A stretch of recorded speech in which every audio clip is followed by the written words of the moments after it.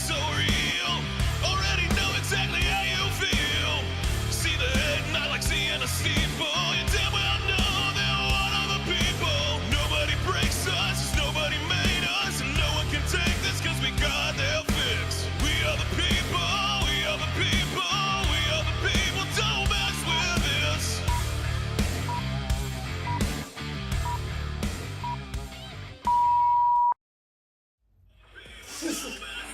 Uh-oh, sounds like we got an echo going on here. Good morning, everybody. It is Patrick and the people, and it is Thursday, right? Is that right? It's Thursday, yeah. Friday Eve? Yeah. Hell yeah. Merry Taxmas, man. Yeah, oh, is it that day? I mean, for a lot of us that were waiting on, why do I sound so weird, man? I don't know. Why do you sound so weird? That is, what is going on? Here, shut that door over there. All right. Hold on. Yeah, shut that door over there. There you go. Sound like I'm in a whole nother room, man. Yeah. Anyways, let's try it now. Here. Let me punch you up a Check little bit. that one. That one? Maybe. Maybe it's this. Oh, hey, I think we found a lever. Yeah, there we go. All right, cool. Yeah, Good job. there we go. All right, let's try that again. Take two. Yeah. Yeah. Good morning, man. Good morning. Good morning. Merry Taxmas. Yeah, what's going on, man? Well, What's up with it's that? so for us path taxpayers, that's the with dependents and kids. and Oh, all yeah. that, we had to wait until throughout the whole entire month of February. Every time you went to the IRS website to check your refund, Yeah. it was just like, oh, you're one of the children claimers, blah blah blah. We'll let you know in mid to late February. Mm-hmm. It's February 26th. Yeah. And we're still, mid to late February. So, anyways, it finally went through and hit for everybody. And Okay. the early okay. filers probably got their Their first returns. deposits yesterday. Okay, so. well, congratulations. Everybody's going to spend money now. Right, exactly. Time to buy It's nice stereos. to feel rich for a week. Stereos and wheels are going to sell big time for the next couple days, so get ready, guys. What you been up to, man? Man, I've just been busy working, Yeah. busy slinging some houses. You Man, know. I got a little later on. I was reading something on Facebook yesterday Mm-hmm. about realtors Okay. and just like the realty market, being a realtor. And it was interesting to me. I wanted to talk to you about it and see how accurate it was because what you doing, man? You Just good? adjusting things, man. I shouldn't have hit you that treat this morning. No, I have to adjust it, man. Anyway, go ahead, because I took everything. Yeah, if you probably can't tell. Here, let me. Yeah, I was just about to mention we have this nice. Okay, see how much more of the desk that you see on the camera there? It's because we cut the console in half yesterday. And so because of that, I had to unhook everything. Right. And hook it back up. Okay. So there's still a couple little tweaks that I'm making on it to make sure we're good. Hey, we like it. I like it though. Well, man. I don't feel like I'm so up against this wall. Right. And, by Friday night, we'll have, I'm moving the monitor. You can't see it, but it's right in front of us. And we're going to move that over and then adjust all the cameras down to have a better angle and do better close-ups. I like it, man. Yeah, it's going I to like be much nicer. So I'm very excited about it. Do we have? Because I know there's been an issue with the audio from our songs from this new record label thing. Yeah. I think let's check this out. Let's test that. Tasha Mack, I know you're on this morning. Tell me if you hear this. I'm just going to hit just a little bit, and you tell me if you hear it. Okay? Oh, hold on. I got to do this first. Oh. Let me put that up. Okay. All right, Tasha, let me know if you heard that. Did you hear any music there? Because I tried a couple times, and I did it completely different. I put them all in the system yesterday because I was trying to play it through the phone. Right. And I wired it in, but it somehow it wasn't going out over the air. Right, yeah, we could hear it, but they Yeah. couldn't. I was just telling people you've never heard of a silent artist? Right. No, it's like I was pranking everyone. That's what was going on, So that's good. Okay, so they did hear it. So Cool. Today what we're going to do is we're going to have somewhat of a, hey, Wendy's in South Carolina. What's Good up, morning, Wendy? We're Hey, gonna, I took the truck this morning, by the way. we're going to have a little listening party today. And so we'll probably play maybe 3 songs even today. Nice. Yeah, and then I'll get feedback from everybody on them, and you can let us know what you think about it. Hey, we also got Big Hoss and Daddy Shane. They're going to be coming up here okay. ahead of. That's great. Yeah, we got Rude Awakening this Saturday, This right Saturday, here. right here. So yeah, That's exciting, man. we'll catch up and talk with them. And And Dr. Marla's going to be here shortly. oh, Yeah, Yeah. So, And wrestlers, this is going to be her favorite day. yeah, no, she's going to be more than excited when she hears that. You know, oh yeah, there's wrestlers coming in. I'm so excited about it. So I heard we've got some big news. Like you even shocked me. I didn't even know about it. Which news was Well, that? apparently Gene Hackman died. Oh well, yeah, no, I just read the story this morning. Gene Hackman, famous actor. Some younger people probably don't have a clue who he is, but he was very, very famous. He is very famous, but he was a prolific actor for a long time. But he was found dead this morning. Now that's not shocking because he was like 95. Wow. Okay, but his wife was also found dead, and their dog. And she's 65. They've said they didn't, at this moment, suspect foul play. So I don't know what that means. I don't know if maybe it was it carbon monoxide? You know what it may have been that caused it. You know, I don't know, but weird. Waiting to hear. Still though, man, what a Yeah, that's Gene Hackman. He's well known. The big time actor. That's surprising. Yeah. It is. Let's just go ahead and get into some news here. Yeah. Why not? So the Supreme Court is temporarily pausing an order that required the Trump administration to go ahead and release that foreign aid funding by midnight. So you remember all of the funding that where they came out and they brought the examples from Sesame Street in Iraq, and all of those, right? So that's USAID. Okay. So Trump says, "Hey, we're getting rid of these things. We're not paying this." Right. This is this is a waste. Yeah, and so they took him to court, the other side, and said, "No, you're going to pay it." And the judge says, "You got to." We pay want our Sesame Street. Yeah, and so they demanded their $20 million for Sesame Street in Iraq, and the judge said, "Yeah, no, you got to pay it by midnight last night." Wow. So they're making So he appealed to the Supreme Court, and the Supreme Court paused that while they worked through the details. So that's kind of what's going on. Okay. Here's Gene Hackman, Academy Award-winning actor and novelist Gene Hackman, best known, it says, as Jimmy Popeye Doyle in The French Connection. He was well known for that, but there were a lot of movies he was well known for. Yeah. He's dead at 95. Now, police in New Mexico said he and his wife of over 30 years found dead in their Santa Fe home yesterday afternoon. They don't believe foul play was a factor.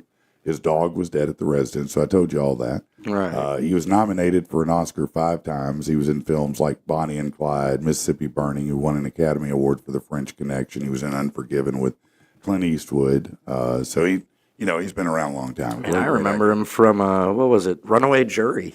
Yeah, that was a good one. That was a great My favorite Gene Hackman movie is one with he and Will Smith. Oh, okay. And I think it was called The Package. Oh, yeah. And it was actually an earlier Will Smith movie, but it was really good. Yeah, I liked him in what was that one with Denzel Washington? Oh, they were like in the Navy or something. I don't remember. But it was a good one. Yeah, it was. It sure was. Speaking of that, Michelle Trachtenberg's death was a shock to a lot of people, but an insider said her health was an issue. She had told friends she was struggling, was really sick. She was open with those in her circle about her struggle.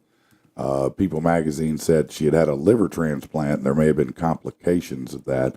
Her eyes she had shown some jaundice, some chronic liver disease. So Michelle Trachtenberg also deceased. You know the dude who shot the CEO of the healthcare company, United Healthcare CEO? Yeah. I mean, I don't know him, but Luigi Mangione. Yeah. Yeah. It's a me. Apparently, he's being overwhelmed by photos from fans in the Brooklyn jail. He's gotten so many, he's asking them, please stop. He said he appreciates the photos, but asked that no more. All these women want to marry this guy like he's Robin Hood. Well, I mean, you know? Hey, he can use all those pictures and hang them up on the wall and then get himself a little rock hammer and slowly dig himself out. He can Andy Dufresne it. Yeah, exactly. Yeah, good luck to you, Chief. I shot a CEO and climbed through it. Yeah. Brandon wants to know if we can center the top camera. He says it's pointed. No, slightly I to the can't left. right now. I know it's tilted. We'll have it all done by the end of the week. We're just going to have to deal with a little dangle in the angle. Okay. British Prime Minister Keir Starmer will meet with 47 at the White House today. It's his first meeting since he won the presidency again. Two are likely to talk about Russia and Ukraine, which Trump says he's going to end. Trade is also up for discussion. He's been imposing steep tariffs on allies since taking office, and the prime minister doesn't like that. I bet he doesn't. I bet he doesn't. let's see what else is going on. Oh, many Americans and activists are calling for an economic blackout tomorrow. The idea is not to spend money for 24 hours in a protest against corporate greed and companies that have pulled back on supporting DEI. Consumers are encouraged not to spend anywhere for one day yet, but they've tried that a million times. It never works. You know what they used to say? If nobody buys gas, I was just going to say, one day, we could cripple the oil company. Well, first of all, you couldn't. Imagine how much gas was being bought during the pandemic. Nearly none. And secondly, it's dumb. Yeah. It's just dumb. Yeah, it never works. No, it doesn't. Let's see. So could there be a face-off between Jon Stewart and Elon Musk on The Daily Show?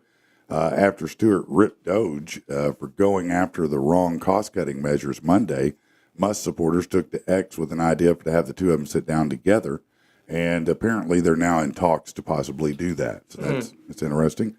The New York Yankees are going to stream on Amazon Prime. They have, Amazon Prime set to stream Bronx Bomber games starting April 2nd. There is a catch. Regular season games will be available at no additional cost to Prime members in New York, Connecticut, North and Central New Jersey, and Northeast Pennsylvania only. Yankees games on Prime will be available to MLB TV subscribers outside Yankees home territory. Nice. The city of San Jose is looking for a new way to send homeless people out of town. They announced their new Homeward Bound program. That gives free one-way bus and train tickets to unhoused people who want to move out of the area back to their hometown. They have the fourth highest number of homeless people per capita in the country. Yeah, so you want to leave? Free bus ticket. Right. Yeah, we'll go ahead, wherever you want to go. On the train, we'll pay for the train. Just leave. Right. Just go. Just go. Yeah. The California Governor Gavin Newsom has ordered a risk assessment for Eric and Lau Menendez. That's the first step in reviewing their case. Experts will analyze their actions if they've been rehabilitated enough for release. The L.A. County DA remains against a new trial, but open to resentencing. I don't have a problem with it. They've been there like 30 years. Let them out. Who cares? I still haven't watched the Netflix documentary. It's very. I know you said it was good. It is good, and if it's all factual, then they certainly should be out. But yeah, it's a wild documentary if you like true crime. During yesterday's cabinet meeting, Trump said he announced an impending agreement with Ukraine concerning the exploration of rare earth minerals. He said that Zelensky will visit the White House tomorrow to formalize the deal. He said it doesn't include U.S. security guarantees for Ukraine, stating, I'm not going to make security guarantees beyond very much. We're going to have Europe do that. Trump also weighed in on the Russian side of any deal, saying that Putin would have to make concessions of his own in the peace negotiations. But, hey, they're not shooting at each other at the moment, and they're all talking, so maybe we'll end that. Right. That's good. I would be happy to see that. Well, it was only supposed to be like the 100-day war or something. Yeah, well, look, long term, there's no way. I mean, look, this is beyond David and Goliath. Oh, yeah. For sure. If Russia could swat them like flies at any moment. Right. They're gentlemanly doing war right now. And I know that sounds crazy, but it's really true. I mean, they could be dropping Moabs and just wiping towns out. Right. They're just don't want to start World War III, by doing it. But yeah, they could smoke them at any point that they wanted to. Ukraine never had a chance. The only way they'd have a chance is if we put boots literally, like just started taking troops over there. Yeah. Then they could potentially have a chance, and even that's not a guarantee. All right, let's see here. What's going on that you need to know? Now that's okay. Here we go. This is a good one. In Monroe, North Carolina, authorities are looking for Robin Deaton. She's accused of locking her boyfriend in a storage unit for about 4 days. It occurred February 20th at Cooper Storage on Old Charlotte Highway. According to the reports, during an argument, the 52-year-old Deaton allegedly told her boyfriend, "This is what you get," before she shut the door and locked it with 2 locks. He was there trapped without food or water until he found his cell phone and called 911. It must have been a mess in there if he couldn't find it. It was probably dark, too. He was hospitalized for dehydration, but has since been released. She's wanted on charges of attempted murder and first-degree kidnapping. Dang. I mean, she must have been really pissed. I don't know what he said. No, you stay here. I'm leaving. I'm not saying I agree with what she did, but driving off must have been one of the most satisfying drives. Just she ever had in knowing her life. that- Just knowing that poor bastard's behind two locks in there yelling, "Hey, hey, baby! I swear I didn't mean it." You dumbass. Yeah, no, they'll probably get back together. That's what'll happen. They'll get back together. They'll show up at a dude's courthouse to get married. Yeah, that's exactly right. Okay, let's see. Seen all that. Okay, here you go. Earlier this week, 4 kids in Attleboro, Massachusetts, rescued after they fell through the ice on Lee's Pond. Auto dealership worker Max Castro and his customers saw the incident. They used snow brooms to pull the kids to safety before first responders arrived. One kid's dad expressed a lot of gratitude. Dude stopped selling a car to help the kids. I mean, he was closing the deal, and he stopped to help the kids. You know he must have cared. I mean, That was a good sale right there. Yeah. Man, yeah. Last week, a martial arts instructor in Philadelphia demonstrated FAFO to someone. He used his skills to stop a purse snatcher. He's a black belt instructor at Action Karate. His name's Stephen Venter, and he rushed to help Jennifer Romanelli chase down a thief and delivered a precise kick that forced him to drop the bag. Inspired by the event, he's now offering self-defense classes. Yeah, that's right. That's not opportunistic. I wonder if she felt like she walked onto a movie set right there. When She's just walking around, somebody, steals her purse, and all of a sudden, Kung Fu Then Master Chuck comes. Norris Yeah. pulls up. Yeah. She's like, oh my God. Yeah. I don't know if you wanted this, and I'm not sure if I want to even hear it. I haven't heard it. Corey Taylor, from Slipknot, has teamed up with the band Bad Omen. They've created a new version of Dust in the Wind by Kansas. Huh. Apparently, it's going to be to a soundtrack of a movie about a female wrestler, but Mildred Burke. I don't know if you know who that is. Oh. No. Me either. But I don't like.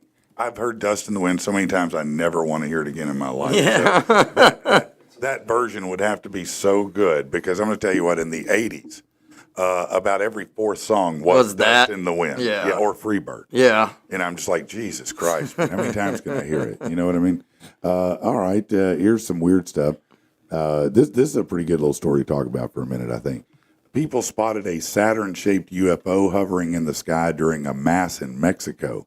The strange object had a big round center with a thin ring around it, like Saturn. Witnesses said it floated silently over a statue of Jesus, didn't move like an airplane or a drone.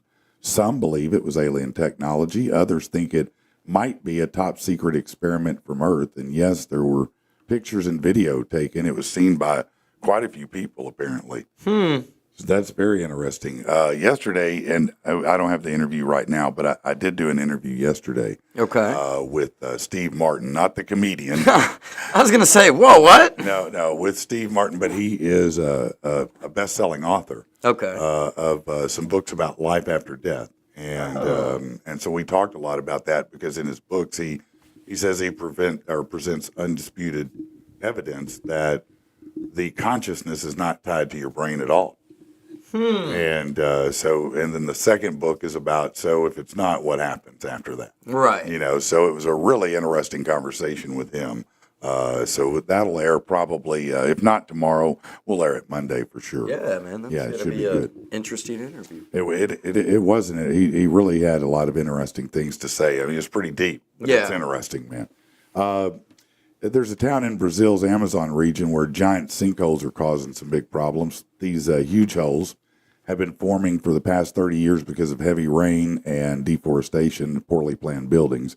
Recently, they've been growing fatter during the rainy season. So now the local government has declared a state of emergency. In essence, they're going to swallow the entire town, these sinkholes.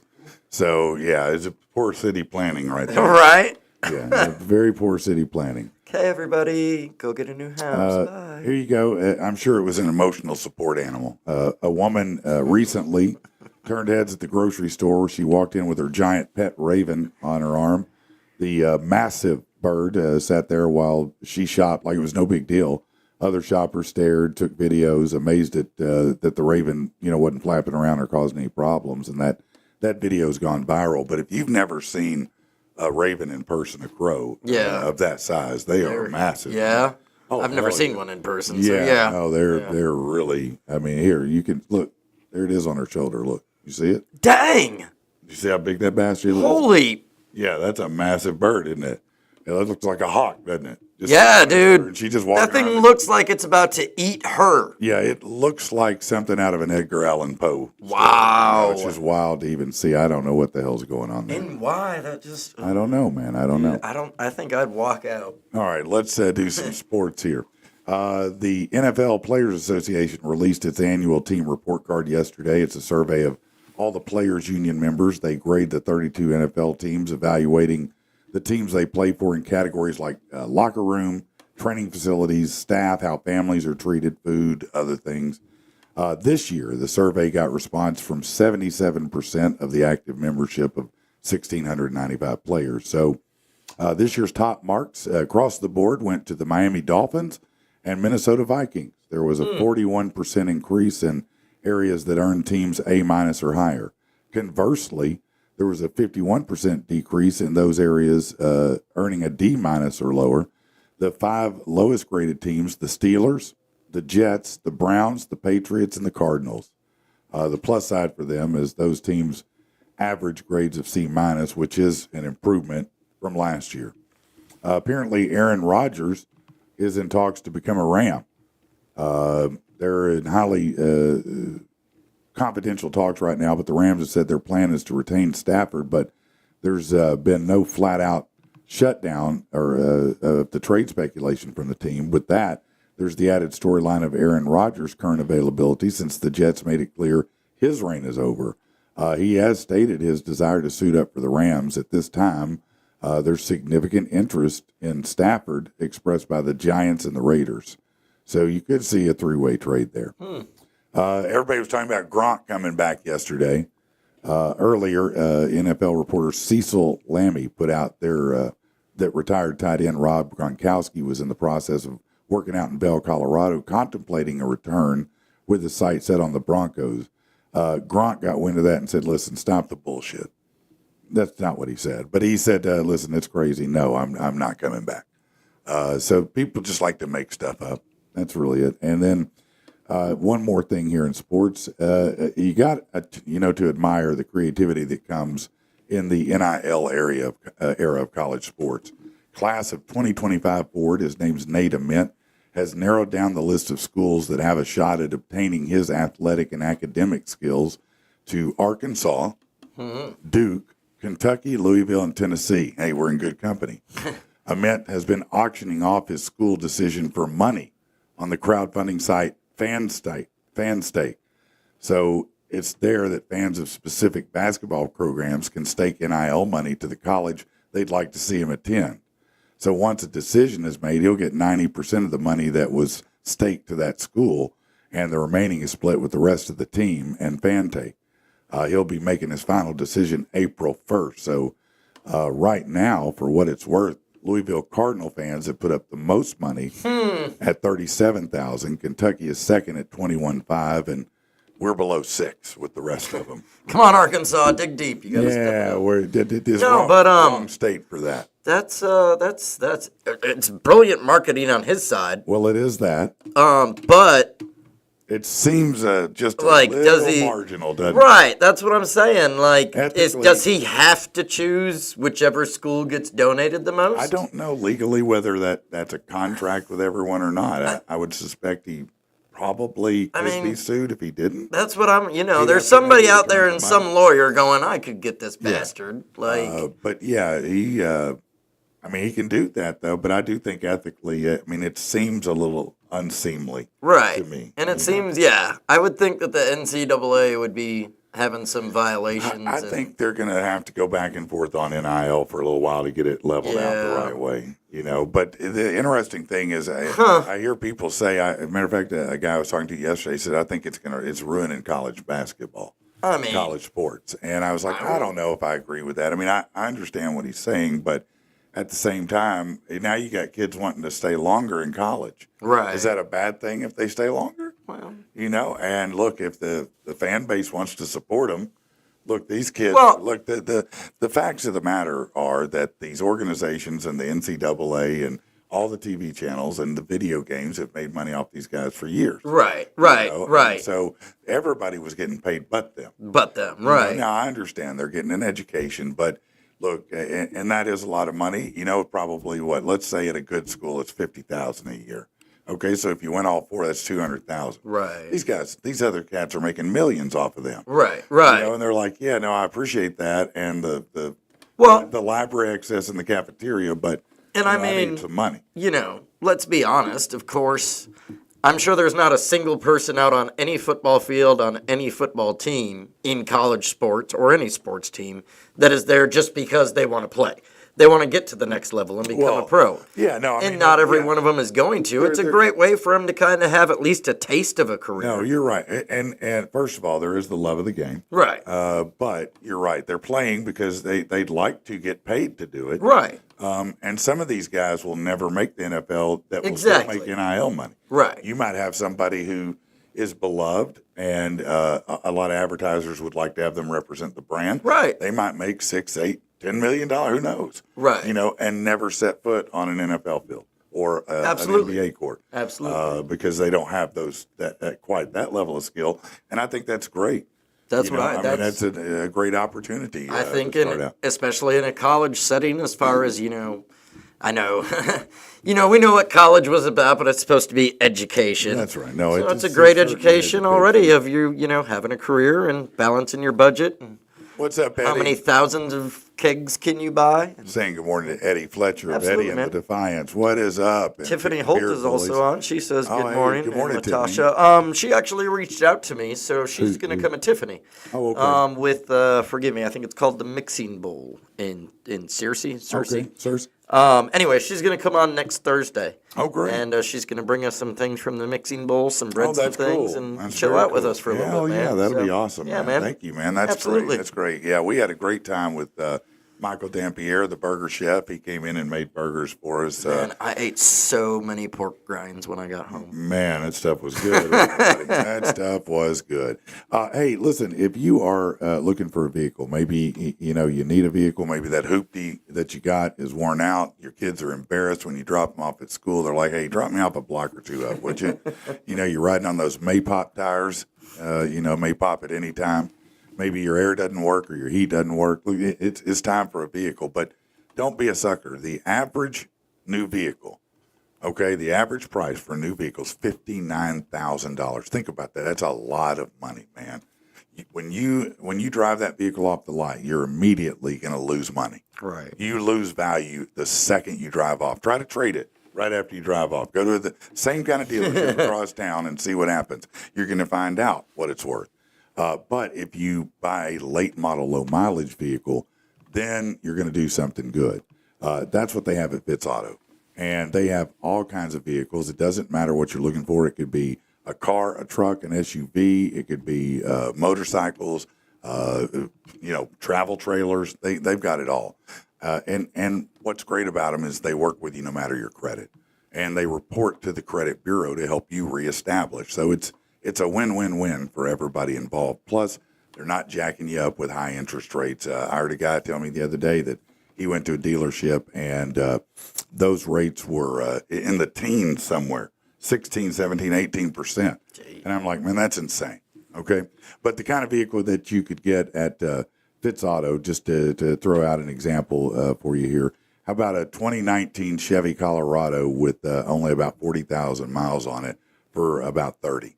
I mean, that's a good deal, man. That's a great deal. That's a good deal. They've got every kind of truck you can imagine. Go over to fitzauto.com. You can see their inventory online. And then you can also go in person, 8421 Stagecoach Road in Little Rock. Heath said, I bought one from him in January and told him you sent me. Way to go, Heath. Nice. Yeah, you see what I'm saying? I mean, Absolutely. listen, they're good folks out there. They're good people. I turned in my application for a vehicle the other day. I'm planning on popping down there either today or tomorrow and seeing, just get an update on it. Hell yeah, man. That's awesome. All right, so One thing that I have failed at dramatically this week is I've gone through it is with, as you mentioned at the beginning of the show, this Dope Records. Yeah. Because we've got songs from them, and so my job is to play these songs, and it hasn't. It hasn't played through because of the way I was doing it. So now I put them in the system. I don't know, the way that they're set up here. Let's see if we can play one. We'll just do a little listening party right here. How about All right. that? How about that? All right. So let's just try to see. Let me see what I got here. Hold on. All right. So let me put that up. Okay.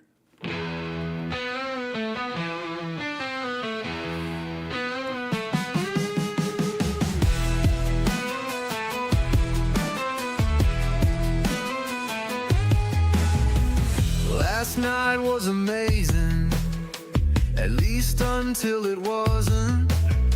I can't even remember what got us so bent. From laughing and talking to yelling and squawking, from I only wanna feel you to I only wanna kill you. How can we love so damn much? Can't wait for each other's touch, to having absolutely zero patience. Straight character assassination.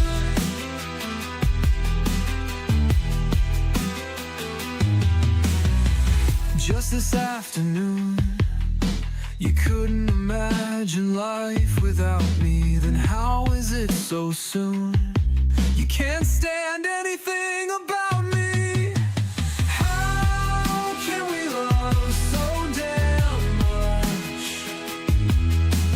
Can't wait for each other's touch, to having absolutely zero patience. Straight character assassination.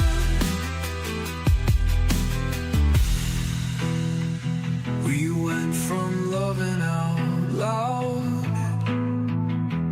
to surrounded by a dark cloud.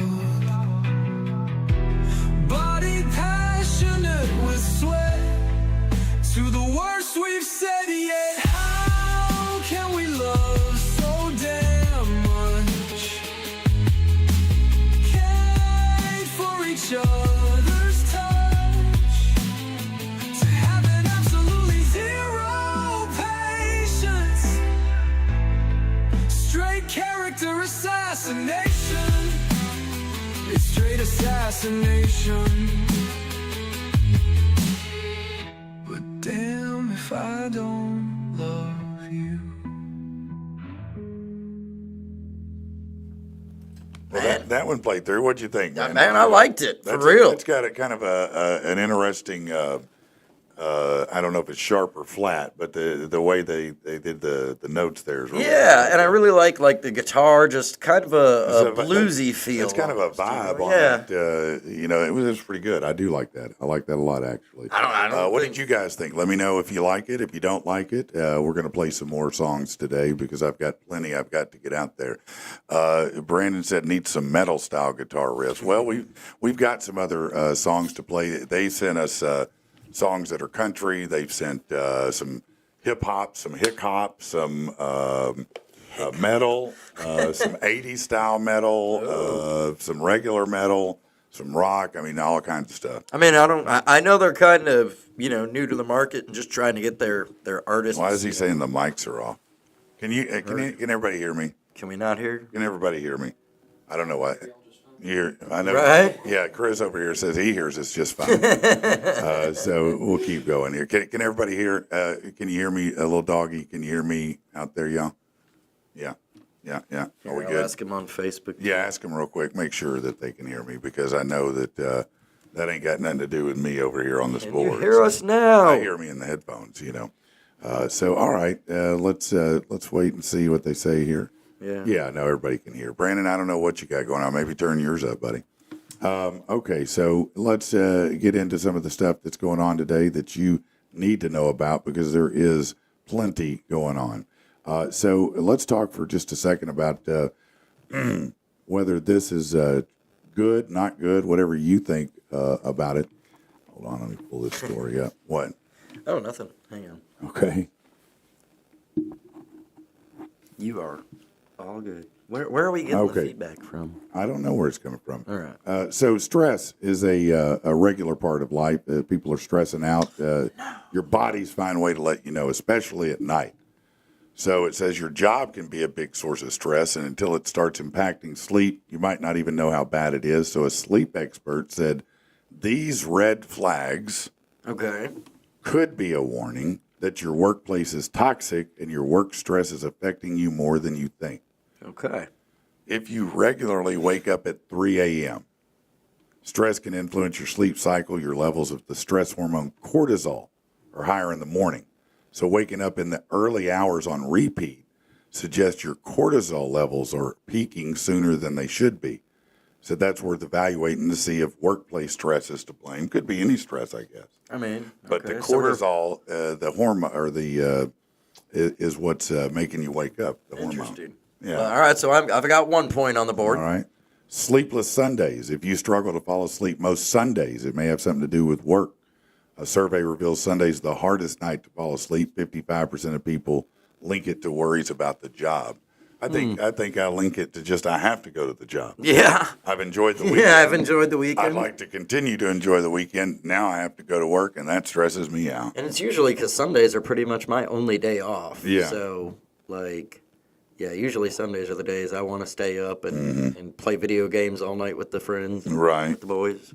Let's see. Workplace nightmares. If you're having nightmares about work, you probably do have stress at work. Yeah, no. As far as nightmares go, let me ask you, man. Did you, growing up, or have you ever had recurring nightmares? Yeah, man. When I was a kid, I was gonna say anymore. I don't dream. I smoke weed. So. Oh, does that tamp that down or something? If you smoke weed, it usually you don't dream. Really? Yeah. I didn't know that. Kind of shuts off that part of your brain. Or Interesting. Whatever, so, okay. Yeah. But I used to have nightmares, a recurring one when I was a kid. Yeah. What can you tell it? I mean, sure. It was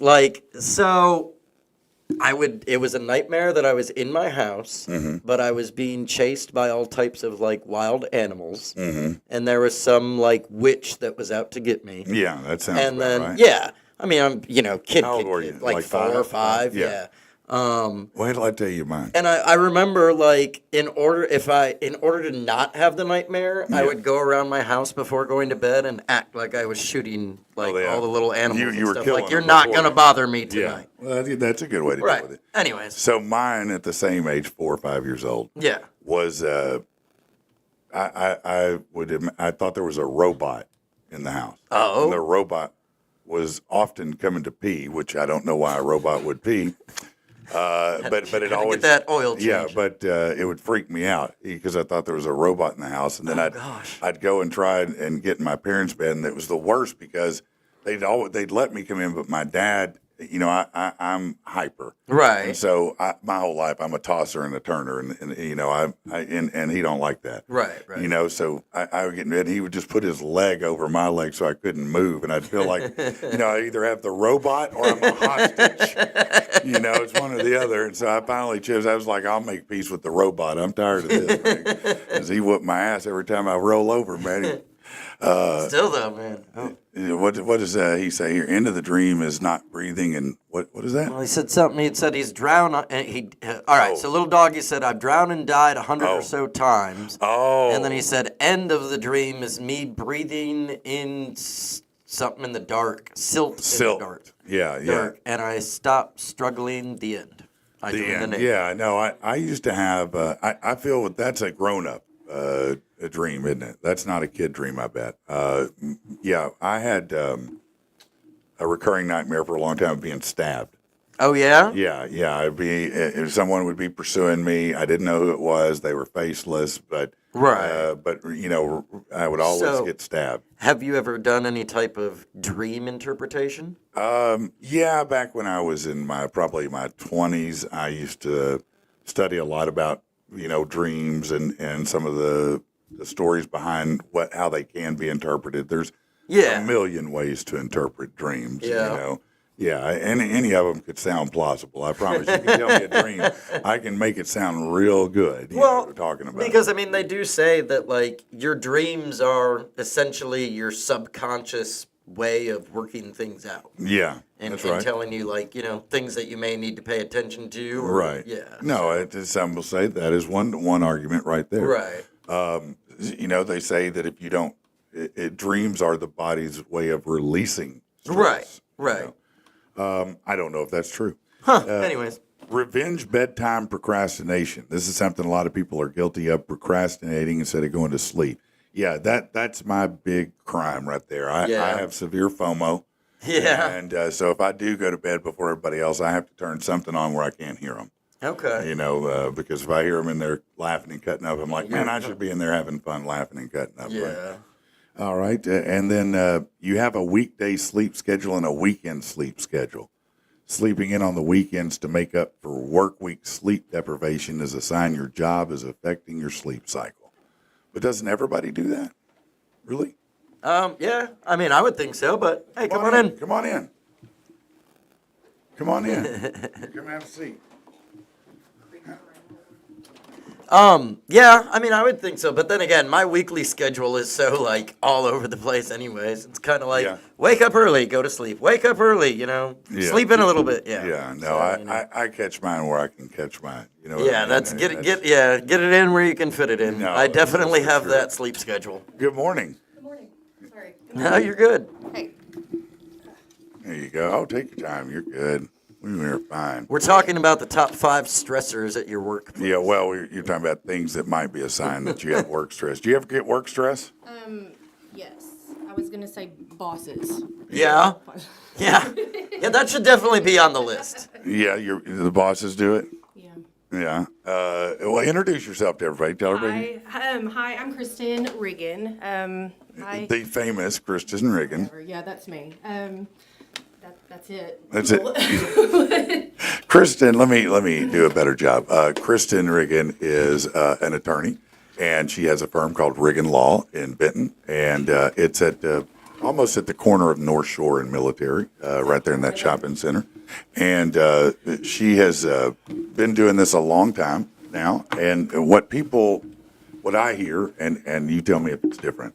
What people enjoy about working with Kristin is a lot of times you go to a law office, you feel super intimidated by the lawyers. They speak in language that is scary. They don't give you a lot of confidence, and you feel like, man, I don't even know what's happening. I always feel like, and everybody I talk to says they feel like I'm just talking to a regular person who happens to be a lawyer when I talk to Kristin. Yes, I am a regular person. So there's that. Get right up on that mic like this. So There- got it. yeah. Oh wow. Yeah, Okay. yeah. No. I said I am. I'm a regular person, but I do get that a lot. People are like, "Hey, I was like able to talk to you. I was able to, you're a friend. I left with a divorce decree and somebody to call later." And I was like, "Oh, well, you're welcome." And I don't know that was the intent, but it does seem to work.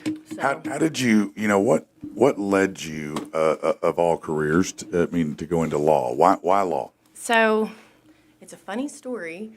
I actually had applied to the FBI. I had gone through. Really? Yeah. Oh, wow. I'd gone through the. They do like a background check and an application. And I you've could got- see that, well, actually. and you've got to go to Quantico. And so during that, kind of the background, they said, well, hey, do you have a med degree? Are you in the Army?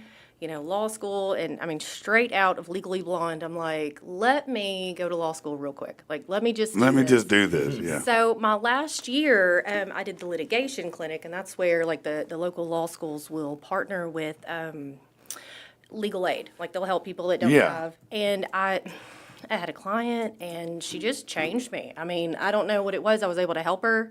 She was Yeah. in a really bad situation. She kind of hit home, and I was like, you know what? I want to do this. I'm going to Yeah, do this. it felt better It did. than anything you could imagine helping somebody, I'm sure. It did. It really did. And I don't know. I can honestly say, and Rich, you're probably the same. Yeah.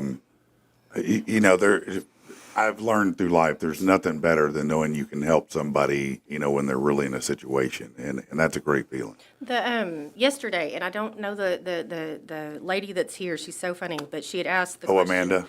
Yeah, she'd Yeah. ask the question, what makes you feel powerful? Yes. And I was on my way to court yesterday, man. It was a good question. It wasn't it? was, but I immediately thought of this. I was a very young attorney, and I was able to like help a kid who literally was found walking down the street. This kid was 3 years old, Oh, wow. and I was able to like get in and find family and change it before DHS came, and it was like I did that. That's and awesome. No, that is awesome. Yeah, I mean, to be able to so pull that off and it to do was- that. It was a lot. Yeah, yeah. So you went to law school. Now, when you came out, did you have in mind exactly the kind of law you were going to practice at that time? I always knew family law because I grew up in the family law thing. Like I was a kid on the stand, and I was like, Yeah. oh man, I hated that. So like one of the first things that I did was I want to represent kids. So I do that. That's called an attorney ad litem.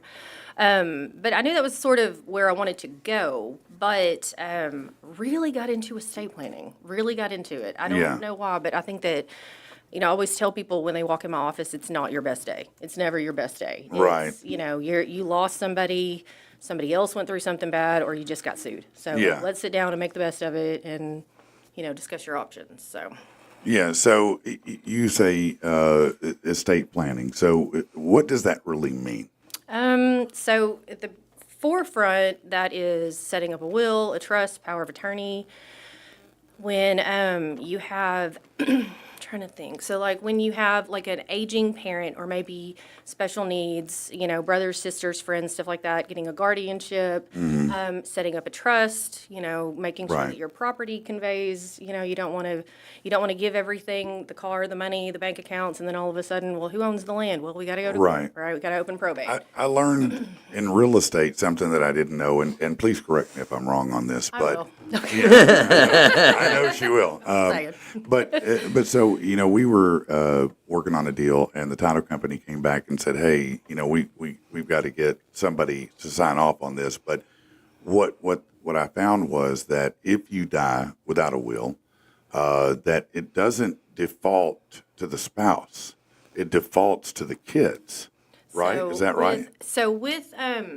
And it depends. Okay. So, and it's interesting. So a minute ago you had asked what sort of law you get into. So I always kind of knew family law was a draw, but one of the things about pulling me into estate is estate law encompasses everything. It encompasses divorce and, whether the spouse owns it. It encompasses, property law, stuff like that. Yeah. And so, if, for example, in Arkansas, I've been married for less than 2 years, and my spouse owned the land before we got married. His kids, let's say, it's like a later in life marriage. His kids get the house I live in. Okay. And stuff like that. They're situational, Yeah. and there's a lot of things that Variables. exactly, and a lot of people don't know that. Right, and that's why it's important. If a lot of people think, well, I'll let them sort it out, the will or whatever, but people don't realize Call these me. things go into Call me. probate. So what does that mean? If something, people hear that, but they don't know what the hell that means. So probate is really just court. It's, Okay. Anybody can open it. So, and that sort of scares people because they'll say, oh, well, my daughter would never. And I'm like, I ain't worried about your daughter. I'm worried about the Discover card, right? Discover's Right. going to send, right, Yeah. 50 grand on a Discover, something like that. Anybody that believes that you owe them money can open probate. They've got a timeline, and that kind of varies. It varies for 3 to 5 years. But yeah, and so what that means is basically either you're sued because they want what they believe that you owe them, Right. or in the real estate is the number one, in my experience, I'm not going to say that, but like in my experience, the number one reason for probate, because when you go to that title company, they're not going to give you title insurance if you don't have a clear deed. Right. If the deed is in mom and dad's name and mom and dad are dead, Yeah. you have to have a court order to stand in the place of that deed. Right. A lot of people don't know that. Right, and so what will happen is if mom and dad die, and they owe outstanding debts, then the creditors are going to come in and make a claim, which puts the house in probate because Right. you could be forced to sell that asset to pay the debt. Is that right? Yeah, and that's a worst case scenario. Sure. What normally happens is they're just going to put a ton of liens on the property. Yeah. So yeah, you own it, but you've got $10,000 on a $200,000. Right. You're right. What are some other things? What's something that, let's say somebody does have a death in the family. What's something that they should be doing that maybe they're not thinking about? With older people, you want to start consolidating your accounts, right? You don't want 759, okay, the money market here, the Edward Jones here. Oh, You don't yeah. want that. You want everything to kind of be, right? You want payable on death, transferable on death. You want joint accounts, like when mom has passed away but dad's still alive. This happens a lot. Dad Yeah. just goes ahead and puts the kids on the account. Right. Stuff like that. Kind of takes care of that, so. Yeah, because you don't think about sometimes, and I think a lot of it's changed now, but certainly, through the 80s and early 90s, there were lots of times where everything was set up in one person's name and the other person didn't have anything in their name. Right. And that could present a lot of problems on the backside, right? It does, especially when you have later in life marriages. And I mean, everybody, now that wasn't as prevalent in the 50s and 60s and 70s. Now you have, the trendy second marriage or the first divorce or whatever, Yeah. right? And you have these adult kids and they very frequently unintentionally get disinherited. I mean, and they didn't mean to. We just, Yeah, it just happens. so. And they don't even know it. Yeah. That's wild. That's wild. So tell me something, about your job, about being a lawyer, that people wouldn't know. Wow. Well, my job in particular is business management. That is hard. I think lawyer, I travel a lot. Some attorneys don't. I travel a lot, and I have to know very big words. There's one. I have to know. You have to know humongous big words, yeah. Huge. Like, it's funny. There's these games that attorneys do, and I would love if any attorneys watch you to respond to this. But when you get into the battles of pleadings, how people will come in and just use the biggest word ever. It's like, okay, I'm going to one up you with that. Yeah, Okay. so you're using the multi-syllable It words. really is. It really is. It's funny. But So- it's yeah. How much time, a lot of people, you see, you good? Here, let me turn that down for you. There you go. Okay, there we go. Okay, so anyway, so a lot of people I think from the movies that lawyers, it's all litigation. It's all courtroom, Matlock, type stuff. But Right. how much time is really spent litigating versus doing everything else? So this week a lot, but usually, golly, I would say half of my cases, and I think a lot of attorneys would agree with me here, but half of my cases settle. Half of those settle the day of court. Yeah. Oh, yeah. The day of. There's an anxiety that's very real with, yes, I have all my people here, and I'm about to tell all your dirty secrets, but I mean, then they'll take the deal. Oh, okay, and it really, Yeah. and you have to be there to kind of, it's okay, there's, I don't know, probably 2 court cases a week, Yeah. maybe on average. So, what would you say if you had to think about it? You may not know off the top of your head, but do you have the case that you won that it's like that was that white whale that you're like, yeah, this is my best W of all time right here. This is the one, man. If I had to put it on a resume, this is the case that I feel like I made my mark on. There's a few. That's a good answer. There's a few. There are that. I mean, there was one this week that made me cry. I'd never cried before. At the courthouse, I'm like, I'm just a big baby. I'm glad we're here. That's hilarious. But and I don't. The 2 that really stick out are 2 dads, completely separate cases, but very similar situations where mom was just in a bad place. And in one situation, mom had the kid, and in another situation, like a grandma or somebody had the kid. And just mom was in a bad place, and, the dad had just felt super defeated. I mean, I can't win. Nobody will stick up for me. Nobody will Right. listen to me. And in both cases, in one case, the judge actually ordered, I was quite surprised, that the sheriff escort me and my client and the kid out, and she better stay away. Wow. And then in another case, he hadn't seen his kid in about 3 years, and they immediate visitation, Oh, that's amazing. So Yeah. that So immediate reunion. immediate, it happens today. Yeah. Before, I think my client lived in way up north, one of the Minnesota, Montana, something. And they're like, nope, you get to visit with them, and then we're going to start visitation next month. That's amazing. Yeah, no, that is amazing. And that has to be rewarding on a different kind of level. It is, and I mean, again, I said that I grew up in it. You know, my mom, my dad. I lived with both of them. You know, but there, for a long time, there was a, I don't know, just this notion, I guess, that mom wins, right? Mom's gonna win, and I think that dad's kind of come in sort of defeated, and I'm like, not true, right? Like, here, let me kind of, you know, help you out there. Do you think if you're a guy and you're in a custody, situation and you need an attorney, I always felt like as a guy, I would rather be in a custodial situation represented by a female attorney because I felt like I don't understand the female mind, and it seems like that would make more sense to me to have, you argue it than me, someone like me. I don't. Do you think there's a value to that? Maybe, I hear it on both ends. I really do. And I do think that there's a personality aspect as well. I've had men where I've said, you need a man attorney. Like, just the way that our dynamic, you need a man to.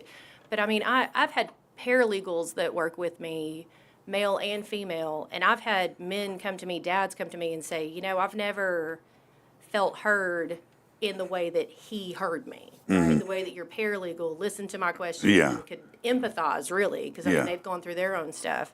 And then others, I've had people come in and just be like, look, she's a female, you're a female, y'all understand each other, you're both crazy. Okay, thanks, I'll take it, let's go. Once it's still paid, you're still writing the check, whatever, right? whatever you want me to do, whatever you want to call me. So, all right, so outside of law, when you're not, being a legal and trying to save lives and whatnot, what do you like to do? What are your hobbies? We are such outdoor people. My husband Casey. It was hilarious, by the way. I love Casey. He was a little frustrated. He's like, I don't get to go. I said, not this time. No.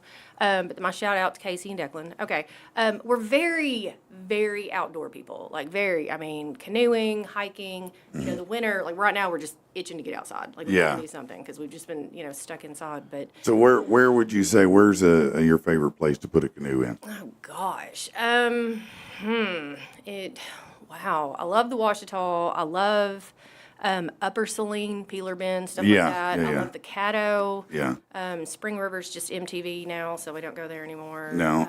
See, I do like Washita. We used to do a Washita float pretty regular and put in there and have a lot of fun. And then we would kayak the Saline a lot. We just honestly, the Saline, we've actually mapped it. We've gone from Peeler Bend, not in the same time, all the way down to Jenkins Ferry. No, that's a good run. It's not at the same time. Not at the same time. Okay. I mean, Kings River loved it. There's just so many. Arkansas is beautiful. No, it really is. Now, are there places in Benton that people don't know about that you've gone to?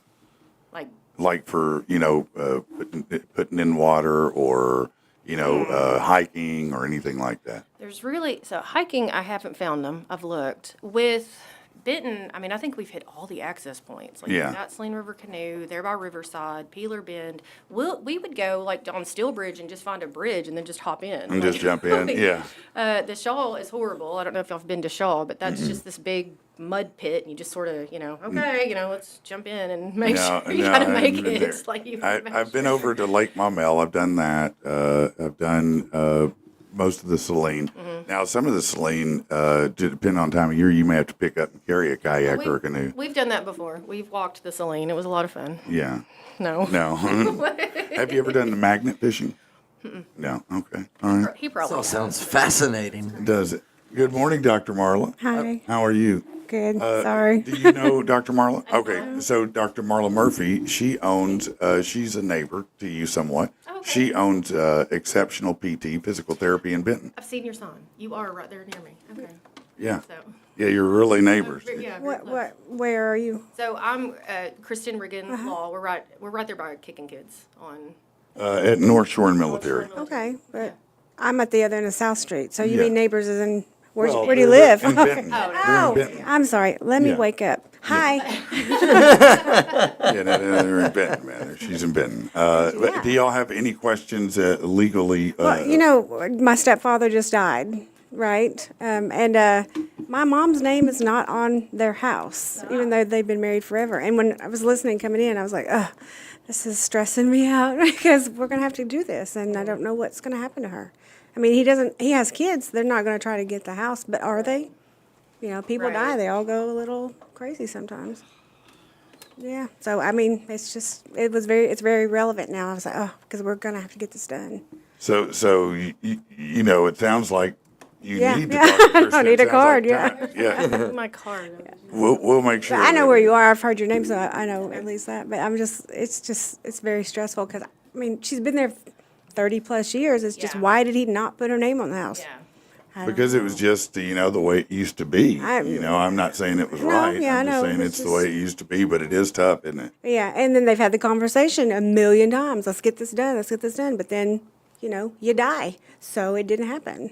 Yeah. Yeah, it's not all lost. Like, like he said, there's a lot of variables. And it always starts with a deed search. It always starts with how did we get here? Who's in line and stuff like that. So, may not be that bad. Well, so. first, now we got to crack a safe to get into because she doesn't know the code for this massive safe. So I'm just like, Allegedly. Allegedly. Crack us. Oh, no. There'll be a locksmith. Allegedly. I'm sorry.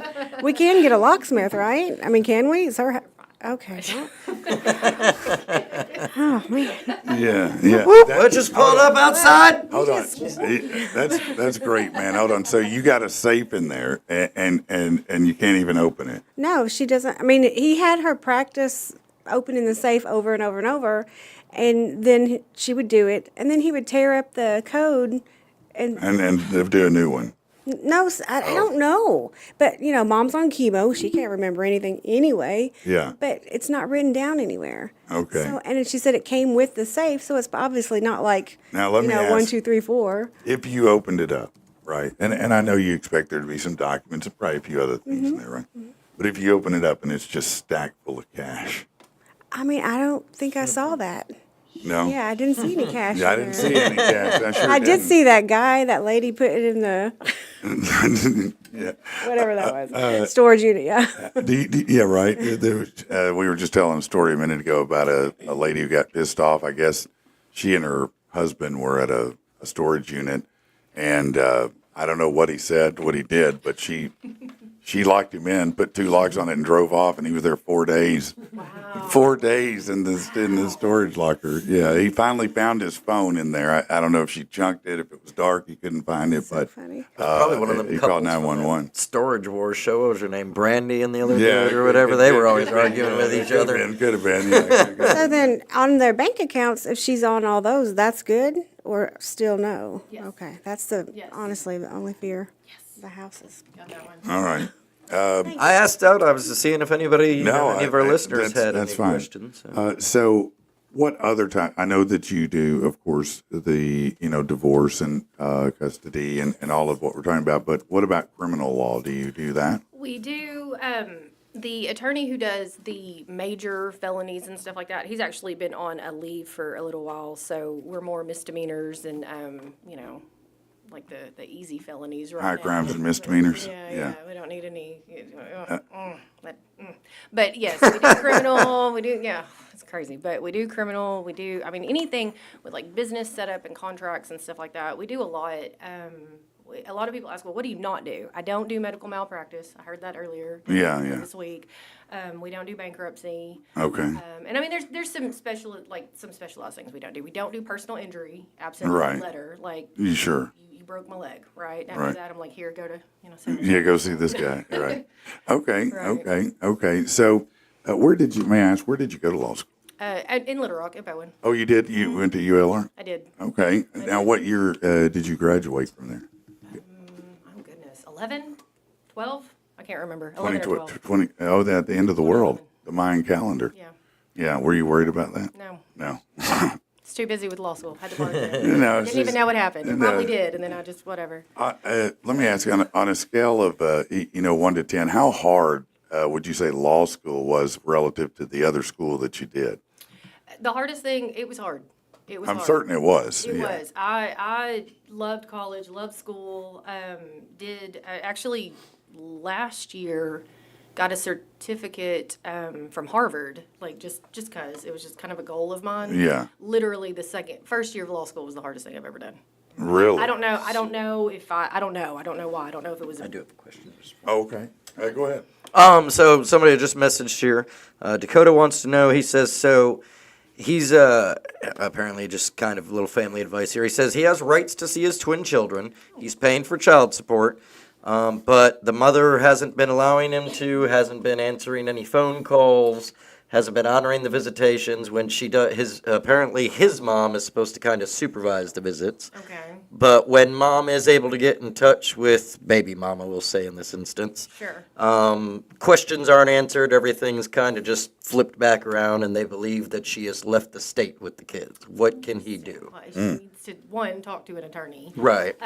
Quickly. That may be number two. Number one, literally log everything, right? Okay. I mean, everything. Every Always call, every contact, every email. And that's the thing. People will say, well, when I call, she won't answer. And I'm like, that's evidence too, right? I Right. mean, the fact that you made 17 calls and. Yeah, because you can get the call records, but you do need a log of it so that you can match it Right. up, right? But yes, and I always tell people, I'm like, the dollar store is your friend, right? Go to the dollar store and get one of those calendars and get greeting cards, 2 for $1. 'Cause, Okay. when they won't let you see them, send them. And, take a picture of it, bloop, send, happy Valentine's. So when they won't let you see, every time you send a it. greeting card. Send it all the time. Yeah. And, That's pretty clever and just stuff like because that. it like, demonstrates an outreach. Is that why? Not that you wouldn't want to send a card for anyway. me, It's very yeah. nice. And I mean, yeah, everybody wants a card, but I mean, Nobody wants a card, but I there's- understand. everybody wants. I want Yes. a card. Thank you. Thank Is it a girl thing? I want a card. I'll send you a but- card. Yeah, slip Mark. I'm $5 in. sending- Yeah. like Grandma did. Yeah. That's funny.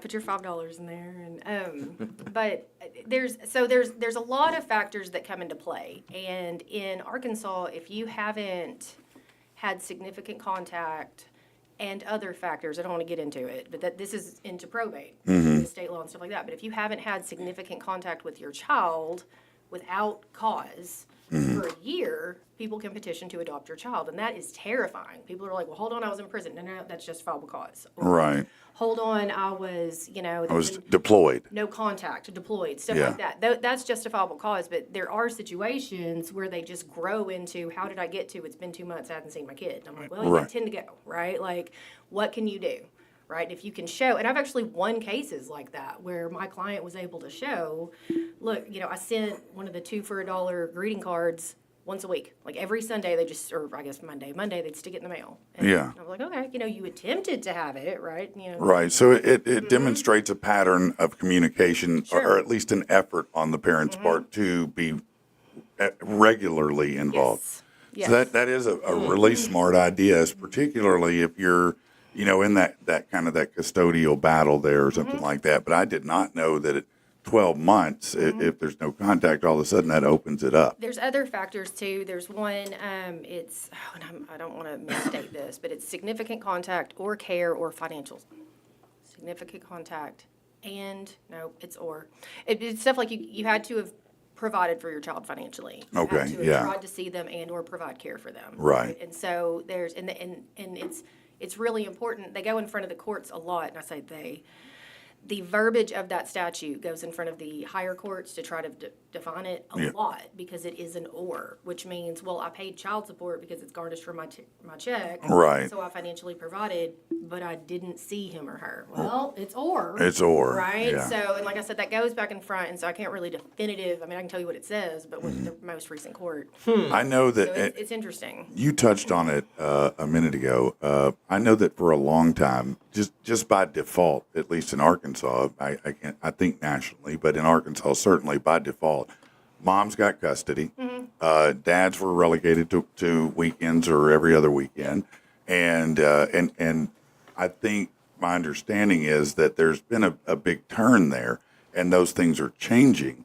But How do you see it? Do you see that has changed significantly, or does it still look the same to you? Well, you had Bonnie on earlier, and there was, the law changed, God, I had a handful of years ago, to a presumption of joint custody. And so that means that you just walk into the courtroom, and this is what we presume we're going to live with, right? You have the burden of proving. Well, prior to that, and that's when both the cases that I mentioned earlier that were so kind of groundbreaking. Right. It was prior to that. Okay. And prior to that, you would have more progressive judges that would go ahead and just do it anyway. Like, I believe joint custody is where we're going. And I don't mean just, you walk in and you get it regardless. Right. But, I mean, there was, look, I think Dad's been involved. You've been involved when you lived together. Dad was a caretaker. Mom was a caretaker. We're going to continue the caretaking, right? Yeah.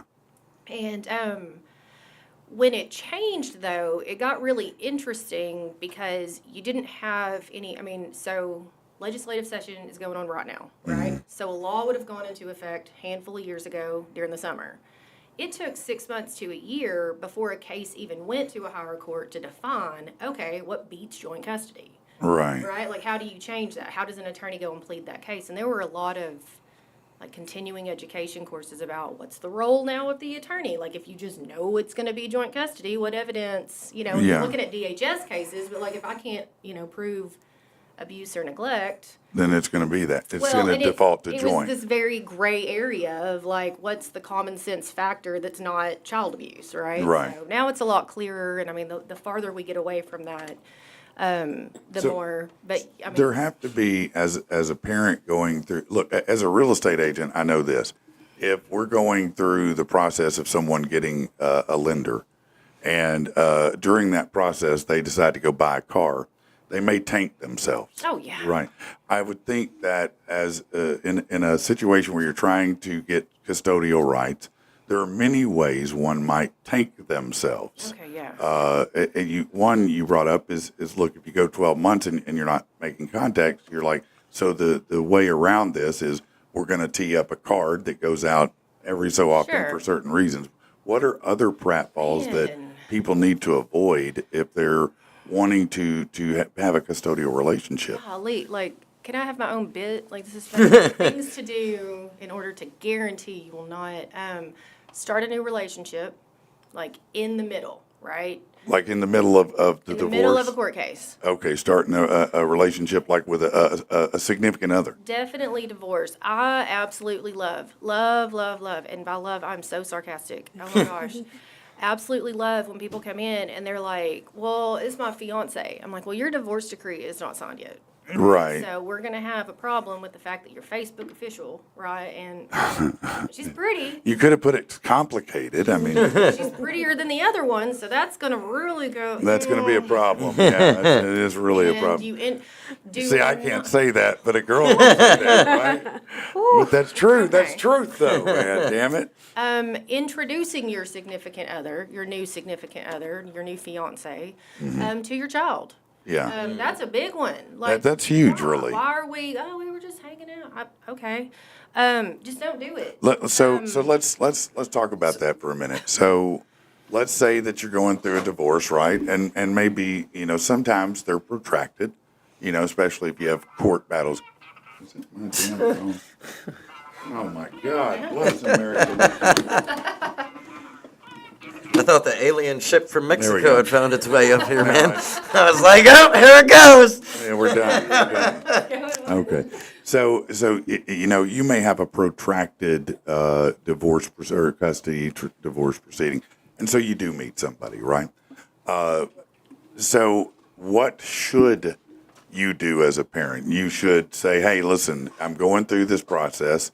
This to the one you're dating. Right. Yes. Right now is not a good time for me to bring any new relationship around my kids. Yes. So, we can date, we can do whatever, but we're going to do it away, not around my kids. And we're probably not going to be posting everything on social media right now.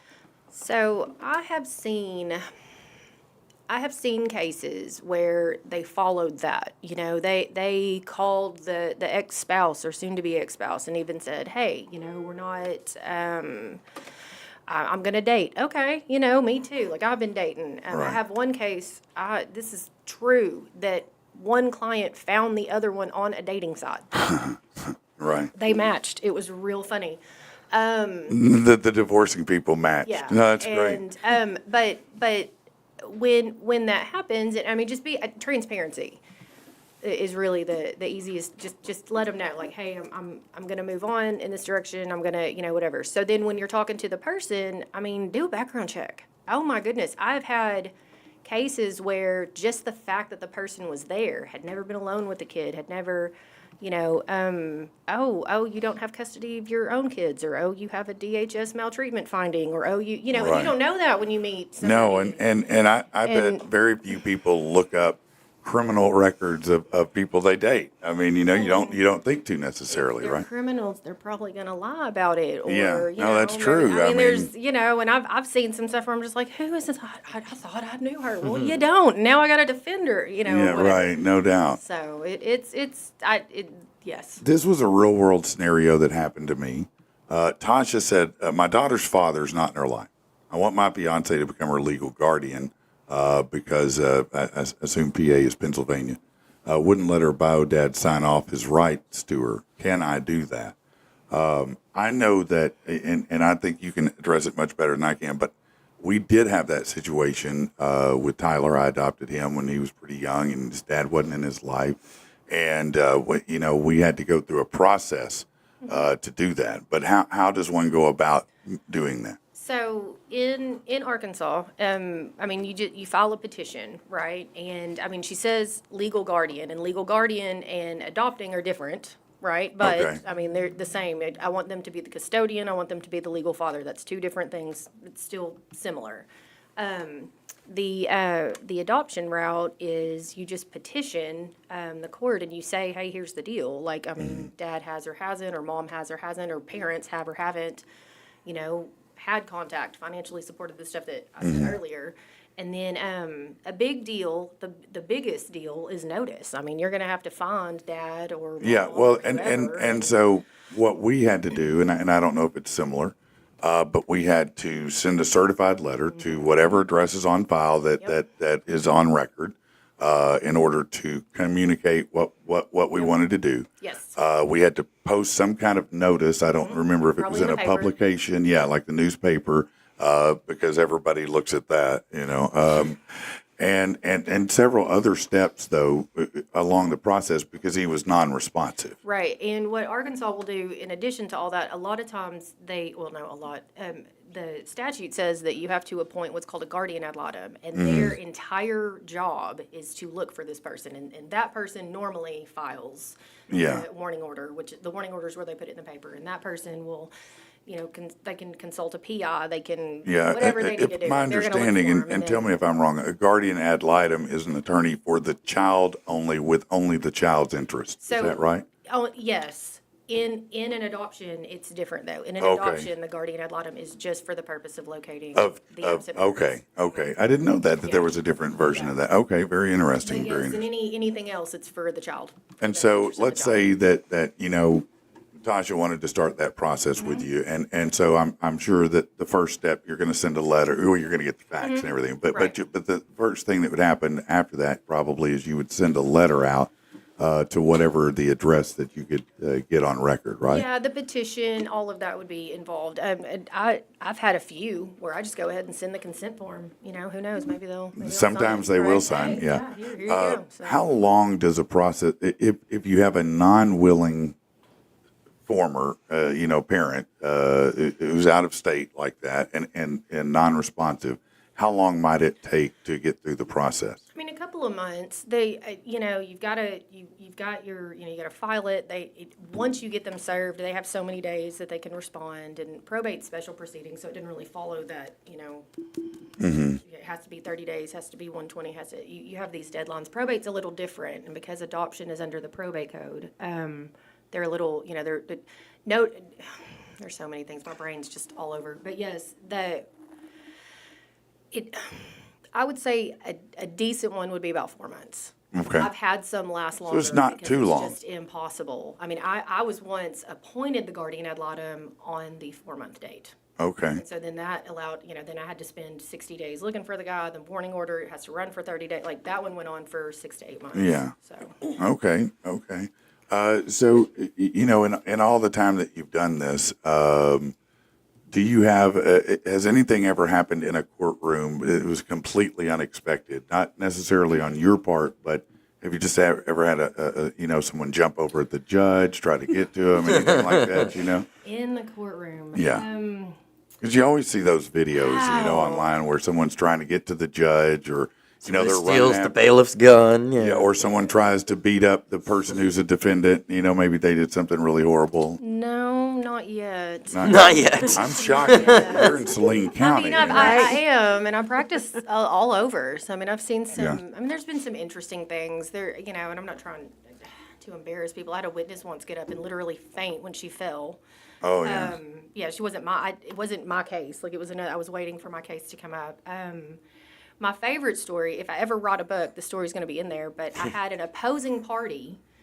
She was unrepresented, whole bunch of drama there, who cares? But she hacked into my client's email and fired me the night before court. She hacked into the email and fired you right before court. That's Right. Wow. Now, did you know this when you got the email? I suspected, but Did you really? Yeah, I suspected. I was like, this isn't my client. Like, my client wouldn't have done this. This wouldn't. It seemed shady right off the Like bat. I said, there was a lot of drama with her. That's I kind amazing. of think I know who that was. Saline Yeah, I County, baby, do. the SC. Yeah. We all know everybody. But so your attorneys, you're on, but the story gets a little better.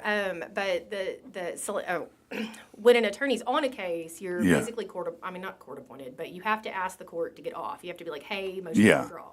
So I filed an immediate motion to withdraw. The court called me, and the court was like, Miss Riggan, what's going on? And I was like, I'm going to plead my motion.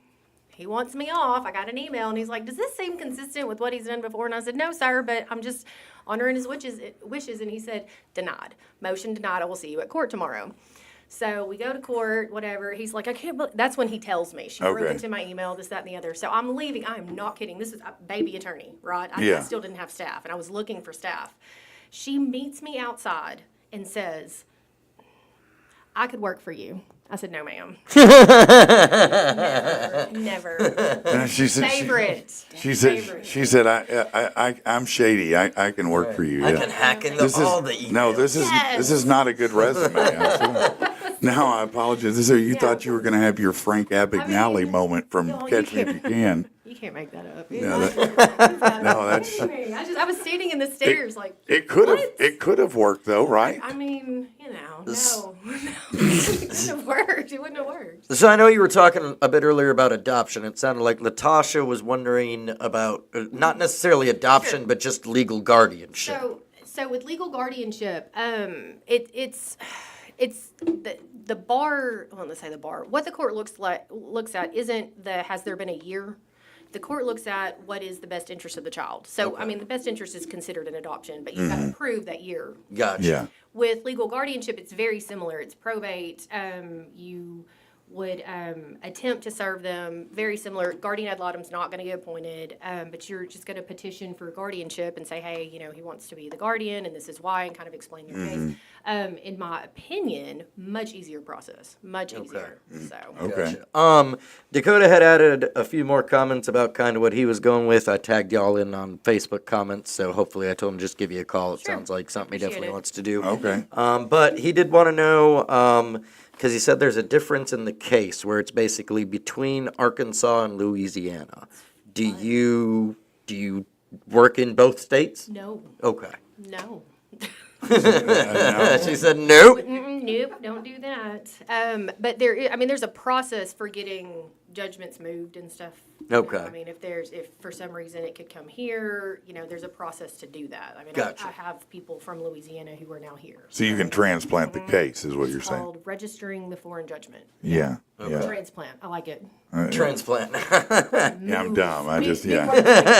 Just- Yeah, I just can't Whatever. throw anything out. Dr. Marla, what's going on at Exceptional PT right now? What's happening over there? Just healing everybody. Just healing the world? Yeah, just getting busy, and it's been kind of crazy for me dealing with stepdad, but it's just normal work.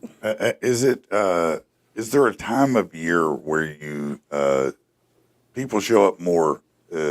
Summer more often. People are, how do injuries? Do you see them more at any time? Well, of during year? icy times, people slip, hurt their back. Yeah.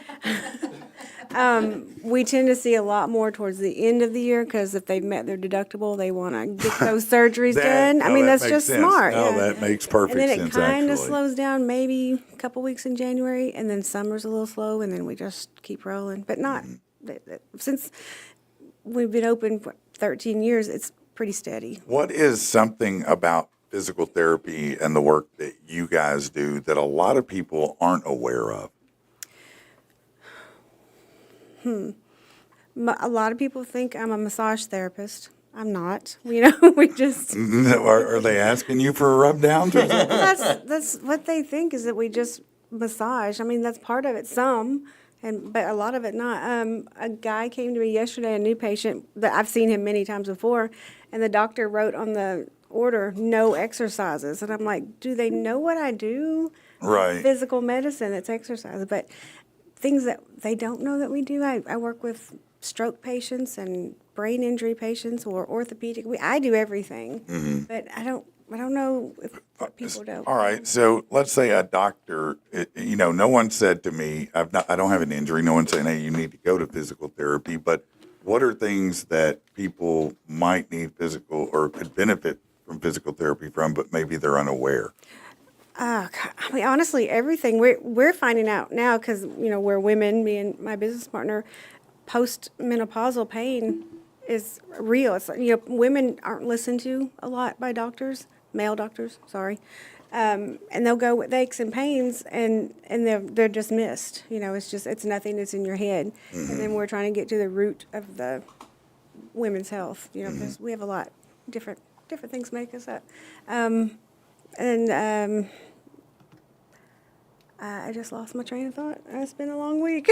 No, that's all right. That's all right. No, I mean, we do everything. In our business, my clinic, I do lymphedema. There's very few of us certified in lymphedema. And that's where your lymph nodes aren't dispersing the fluid the way they Right. should. And so you help move it through the path so that it Right. exits the body, Yeah, right? I specialize in breast cancer. So if you've had lymph nodes removed because you've had mastectomy or just looking for cancer or whatever, and the arm swells, then I move it through and get rid of it. Yeah. So what are some tools that you guys use that, some people might not be aware that you guys use or have access to or are beneficial to them? Tools? Yeah. For example, let me give you an example. For me, the tool that you had, and that's what I would call it. You may call it something else, but it is the TENS machine. Oh, okay. Which puts electrical, some We have many electricity tools through in our you. toolbox. Okay, Yeah. so we have lots of modalities. That's a modality. A modality. That sounds like a much better word. Ultrasound. Yeah. Tools work. Ultrasound, lasers, ice packs, hot packs. So tell me, what would an ultrasound or a laser, how does that work in physical therapy? So ultrasound, a little ultrasound head.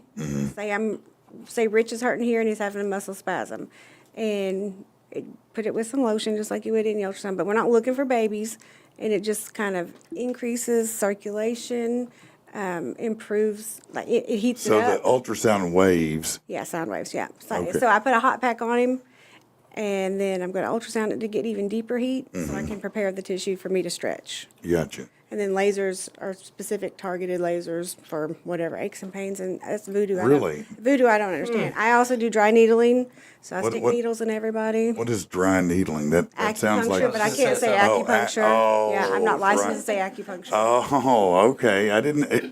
Let me ask, because I'm glad you mentioned that. That's fascinating. I didn't even know that. What? So, how do you find that to be effective? I mean, I know Absolutely. that's an Eastern No, it's medicine, right? Why does that work? Well, in class, when I asked that same question, what the instructor said is, it improves your flow of energy. That was the answer. That was the answer. I don't know if they protect that answer. I don't know. But you have all these meridian lines in your body that the Chinese believe if it's obstructed, it causes disease process. Right. So what we do is learn those lines, where to put them. I also have a book about that thick, and just poke them in those areas. Yeah. I have people that have chronic migraines, and it's the only thing that gets rid of Really? Mm-hmm. So you've actually seen it work like Oh, that? absolutely, every time. That is Yeah. wild, man. That is amazing. I have a guy with a large hematoma on his thigh, like a car wreck, and huge blood clots clustered. And, we're doing all the traditional ultrasounds, heat, massage, all that stuff. Not massage, sorry, but stretches. And Yeah. and then I said, let's just try dry needling. And that's made a massive difference. Really? Wow. That's amazing. It's like you don't know why the carry the one works. It just does. No, I don't know how to. I don't know how to explain it. Other No, than I get it. It proves your chi. Let's see. Here's Tammy Science. said. Yes. Science. Tammy said, my cousin died last month. She had 2 daughters with no dads on the picture, so my aunt has taken them in. She's on fixed income, can't afford to hire an attorney. Are there people that help them to get legal guardianship of the girls? Is there an aid program? Is there something for them? What would they do? What would you recommend? They are, yes. So there's Central Arkansas Legal Services, and that covers Central Arkansas. And then there's Northwest Legal Services, which currently, I don't know how I got on their list, but I'm actually doing a very similar one to that, where attorneys will pro bono their time. Yes. The Arkansas Bar Association wants us to dedicate about 50 hours a year, and I try. I Yeah. really do. But then again, and this is what people never really think of, call the law schools, because that's how I learned about it. Being Really? in the litigation clinic was kind of what made me, I said that earlier, like it made me sort of like, oh, maybe I should do this instead of FBI. And so both law schools have programs where they partner with the local, like legal services, legal aid. Yeah. Okay. Okay. That's All them. that's interesting. So litigation. What'd you call it? Litigation. What? I don't know. You said when you were going to litigation clinic. Is that what? Oh, yeah. So is that as it sounds? You just go in there to argue, to learn how to debate. So no, it's like a hands-on clinic. So what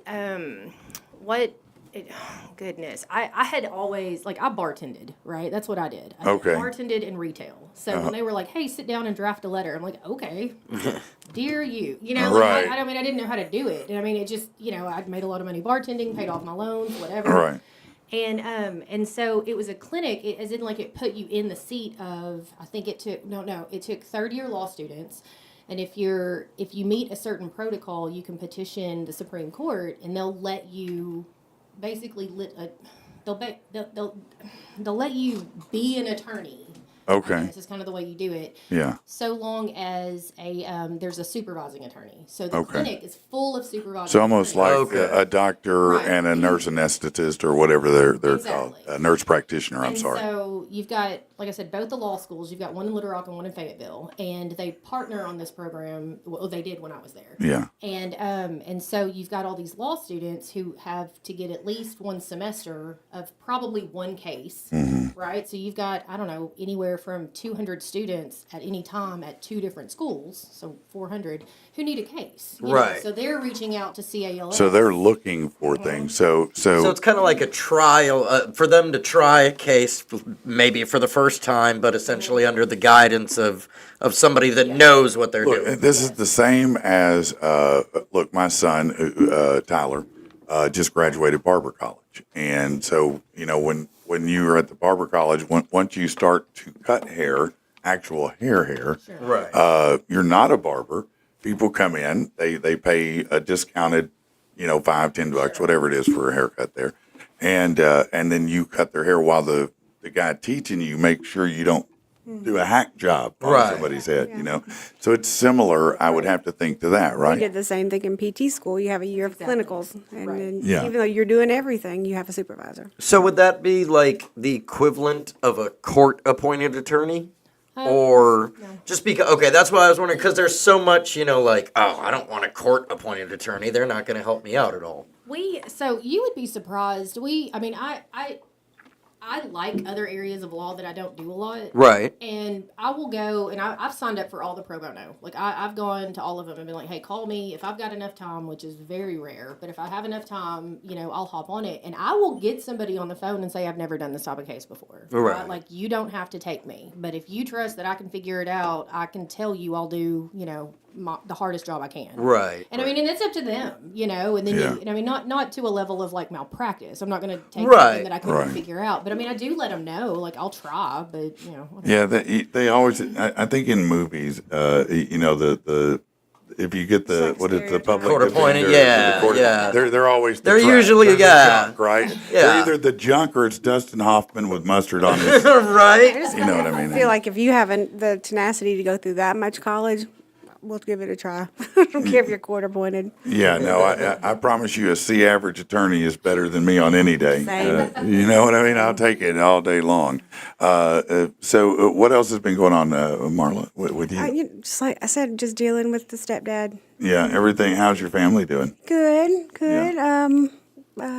You met Chase, yeah. So he's been with my mom a lot because he was close Yeah, to a my lot of stepdad. But everybody's People good. wouldn't know when you said you met Chase. So recently we had an episode that That was was a great centric. episode too. It was a great That was episode. great. Thank you. I loved it too. It was centered around CBD.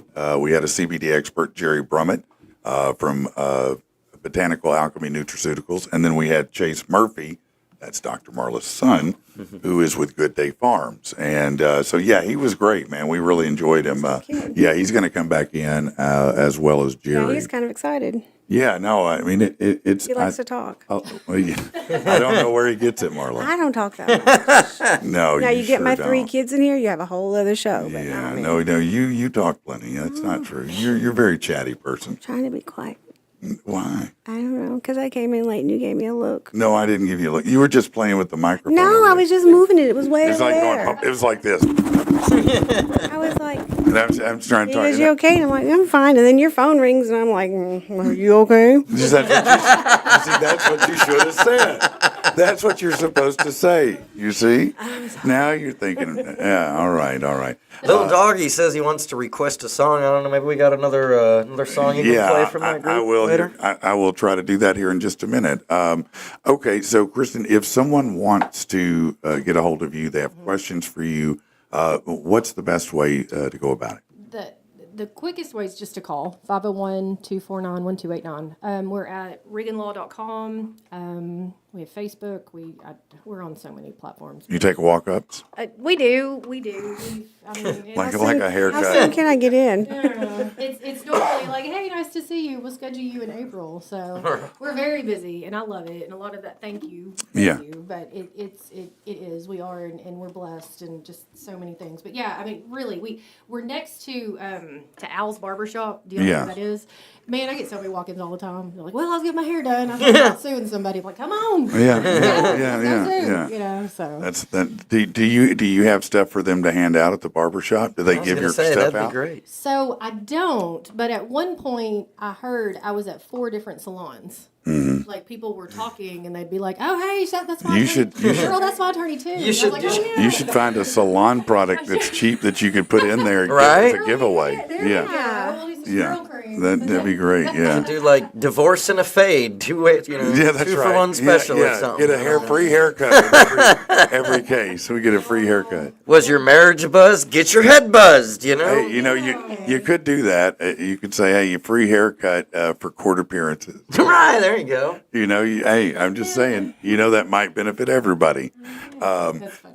I've been telling people for a long time that what I've always appreciated, besides the education and the knowledge and all of that about Kristin, is I never, ever, ever feel like I'm being talked down to. I always feel like it's just as smart as she is, all the degrees she has, she's just a regular person, and that is a very nice thing when you're speaking to someone legal, because everybody's intimidated. When they go into it, it's like going to the principal's office. I mean, you don't know what you're going to face. You don't know if this person's really even on your side. You don't know how much they're going to charge you. So it's just scary as hell. when There's you always the fear she's going to be like, I'm sending you to jail right now. Right. It's not going to happen. Yeah, any of those things, So the fact that you do so in a manner that's not off-putting and very warm and welcoming is really cool. Thanks. So check out. Yeah, it was great Kristin. meeting you. Yeah. Yeah, and feel free to, she's got Facebook. You can always call her, ask questions, anything like that. Dr. Marla, if somebody needs physical therapy, and a lot of somebodies do, how should they get, what way do you prefer them to reach out to you? The best way is to call Maya, 501-778-4224, and let her know you want to have therapy. And in Arkansas, you have direct access. Most of the time, you don't need a referral. Now, some people may not know this, but if I'm not mistaken, a lot of health insurances have a component in the wellness part that might enable you to some physical therapy visits annually. Is that true? Do you see that? You have, yeah. I mean, like say Blue Cross has 30 visits a year. I think yeah, most of them are like that. And some people may not realize that. Right. So if I have free physical therapy visits, Not free. well, you know just what I'm have saying. some, okay. If the insurance is providing for most of the physical therapy visits, right? Right. What might be some reasons I would think to come in during the year? Any pain, any weakness, any gait instability, your mom falling a lot, bring her in. Or you're falling a lot, bring her in. Anything. Did you say gait instability? Gait. GAIT. Standing, walking. Oh, I was like, so if my fence is falling down? You Yeah, want me to she come will get it? fix Listen, that Rich. too. She will fix that. No, one thing, you're right. And the sooner you address a pain, Absolutely, the better. yeah. I've learned through trial and error that if I have a pain and I cannot identify and understand what it is, the first call I'm making is Marla. I appreciate it. And you did it. I'm like, No, I mean, Do it. I've told the story. I mean, there's been at least 3 occasions she's pulled me out of the fire, but most recently, she helped me overcome frozen shoulder in some record amount of time. even I It was amazed crazy. at myself. No, that shit is real, man. It You know, hurts. Here's another thing about us is that, we own it. We do things differently. We're not told by some big hospital-owned therapy. Yeah. You've got 12 visits, get them out. You're not part of St. Vincent's or Exactly, Raptus Med Center or anything Yeah, like that. where they really do. We have autonomy, but we also have to go by some big rules of some big companies saying, well, no, they're not progressing, get out. Well, I saw a guy for almost 2 years. Well, actually, I did see him for 2 years. And he's a 66-year-old gentleman. 3 years ago, got hit by a car. He's standing on the side of the road looking at a motorcycle. And a drunk driver comes, hits him. He goes flying up, slides 100 feet underneath a truck. And he broken bones everywhere. And this is an older man who was very active up until that point. And even the doctor had told his wife when she was pushing him around in a wheelchair and he's not moving or standing or walking, he's being moved from bed to chair with a Hoyer lift. So Yeah. why are you wasting your time? He's never going to walk again. Well, he does walk. He does independently That's amazing. because I didn't have to discharge him because I own it and I can see you as long as I want. So when his insurance would run out, but we've used up for the year, I'm just going to keep seeing you Yeah. because I feel like We're making I progress. can do that. Yeah, I'm not just going to be like, well, you can't pay anymore. Get out. That pisses me off. Do you, Yeah. do you travel at all? Because I just see Latasha saying that her daughter's going to have torn labrum surgery and will need PT after, but unfortunately don't Benton will be travel. too far. Yeah, no. Where does she live? I think she's up near Conway, if I remember. No, Yeah, there's some there's some Conway. fantastic therapists in Conway. McMaster's is fabulous. McMaster's is who you would recommend? Okay, so check that out, Tasha. See about McMaster's if you don't have one. She recommends McMaster's in Conway. But if you're in the Benton area or even Little Rock, traveling to Benton I've is a people quick Hot run. Springs, Amity, everywhere. 'Cause Right. we Yeah. treat dizziness, vertigo. We have that harness system where you're hooked up to the ceiling, you can't fall. What is that? So you're wearing like a jacket, like you could jump out of an airplane, but it's hooked up to the ceiling, that's hooked to the roof. Okay. And it's on a track. And so if you have a really severe Vertigo? balance, vertigo, or you just fall because you're not strong, you're feeble, or like that man that got hit by the car. So it protects you from Hitting the floor. Yeah, you can from- swing like Peter Pan or Tinkerbell, but you're not going to hit the floor. I have a Okay. man that's amputated up to here, and he thinks he can just walk with 2 crutches and not his prosthesis on. So, well, get in the harness. Let's try. He hates the harness. Yeah. And then he got in it, and he goes, oh, Get I in the can't do this. harness. Yeah. He goes, I can't do this. I'm like, yeah, and I can't pick you up if you fall. You're kind of a strong guy. Yeah. Yeah, so safety features, the harness. Okay, that's interesting. That is very interesting. All right, let's do. We do need to play another song from Dope Records. Let's see what we've got here, and I'm gonna do some change up here. Let's take a quick break and do that.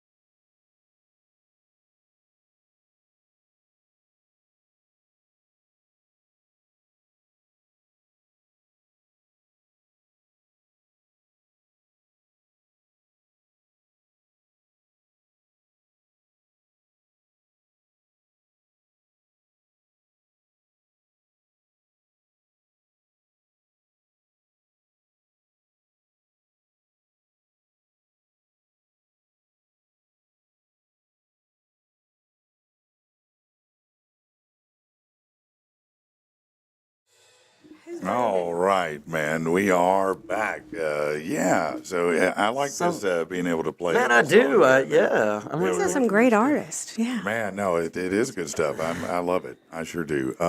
Man, let's do this before we don't get to do it today. Want to get to? Oh, look at that! I forgot about that. No, I wanted to do this. So let's do it. Got a bunch of these stories I've been stacking up for us. oh, nice. It's been a minute, I feel like. It has been. Has it? It's been too long. Listen up now, I'll tell you a story. Without a doubt, it's kinda gory. It's the worst news you could ever hear. Things just like this make you fear. Lying lunched on a dumb guy's knee, or a big hard fuck drowning some honey. Why you laughing? Why you laughing? This shit ain't funny. What? This shit ain't funny. No, it isn't funny, so don't laugh. If you do, there's a problem.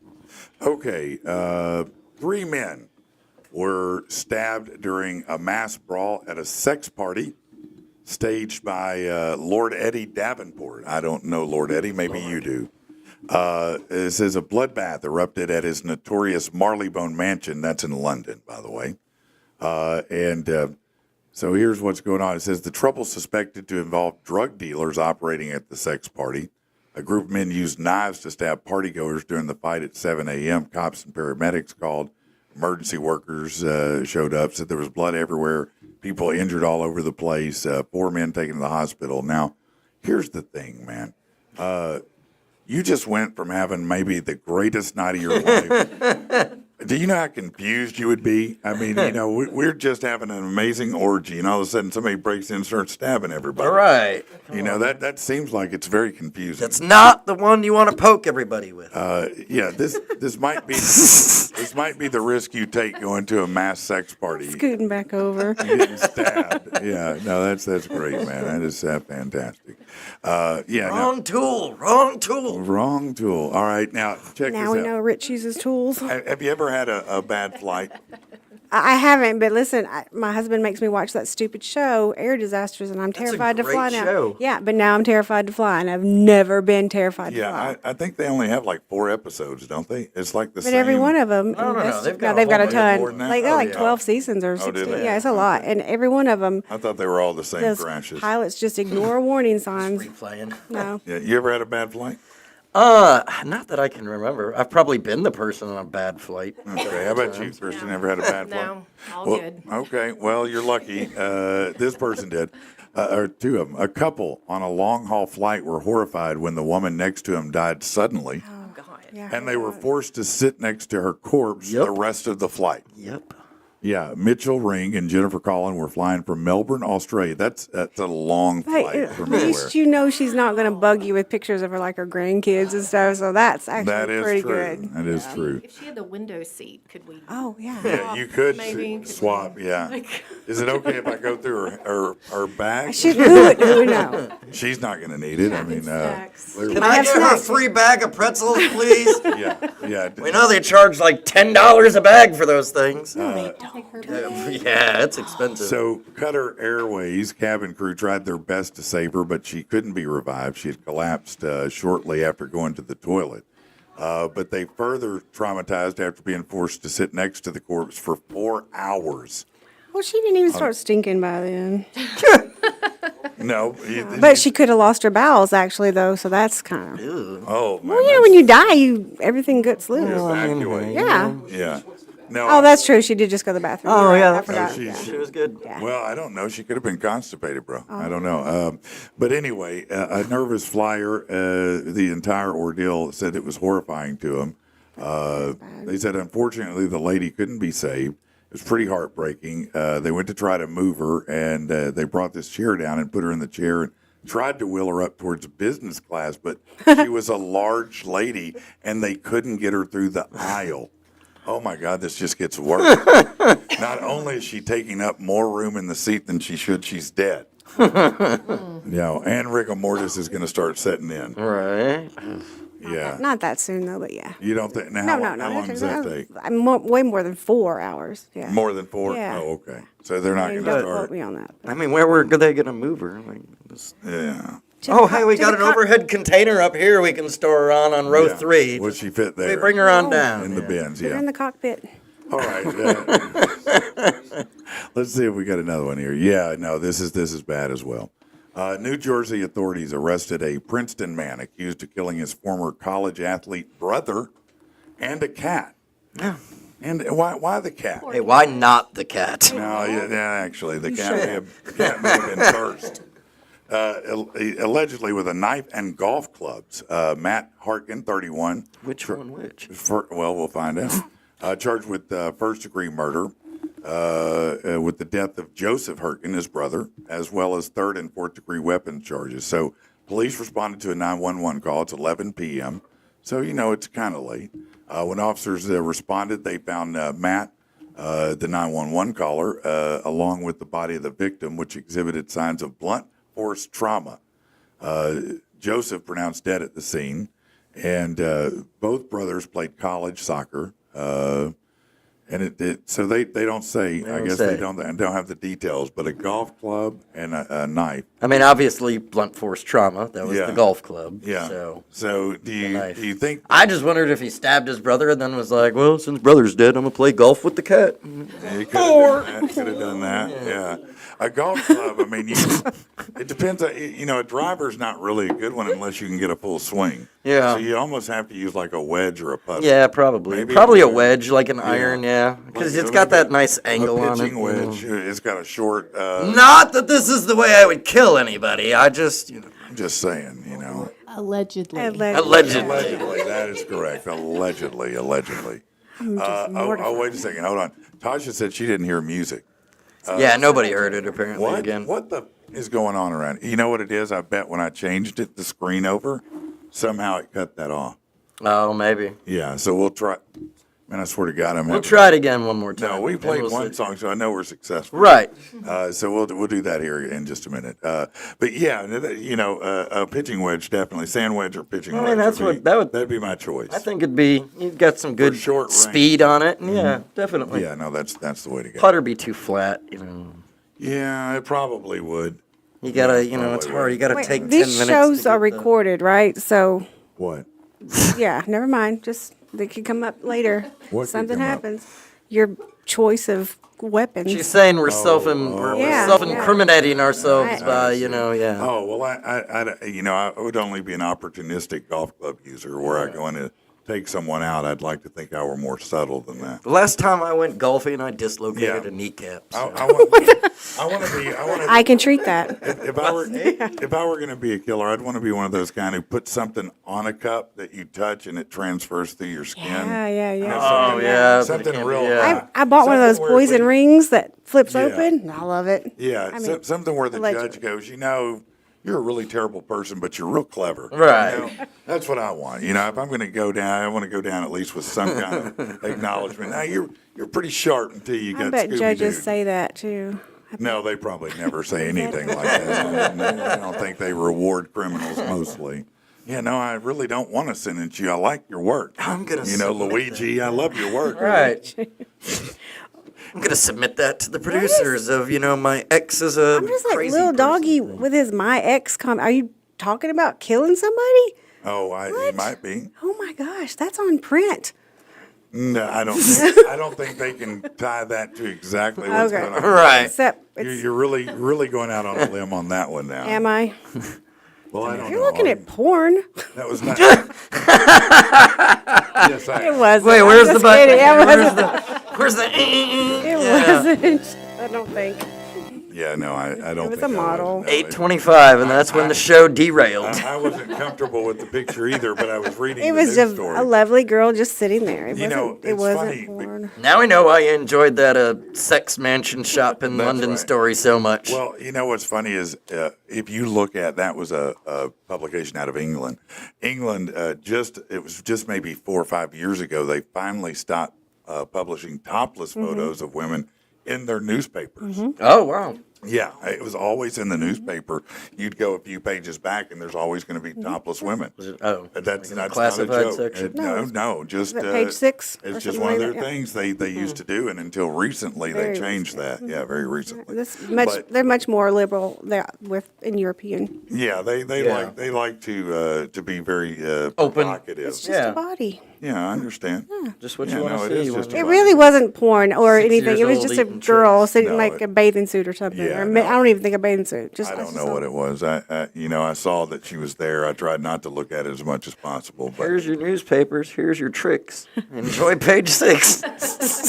yeah, no, it was wild. But their publications, if you ever go, they're always going to have that kind of stuff on there. Those ladies, those Well, I mean, salacious photos. What did Benny Hill do? There was topless That- women all the time first on his show. The first time I saw boobs was on Benny Hill. Swear to God. Yeah, because it came on real late at night. I had no idea that boobs were involved. But that became your number one show. It I did. know.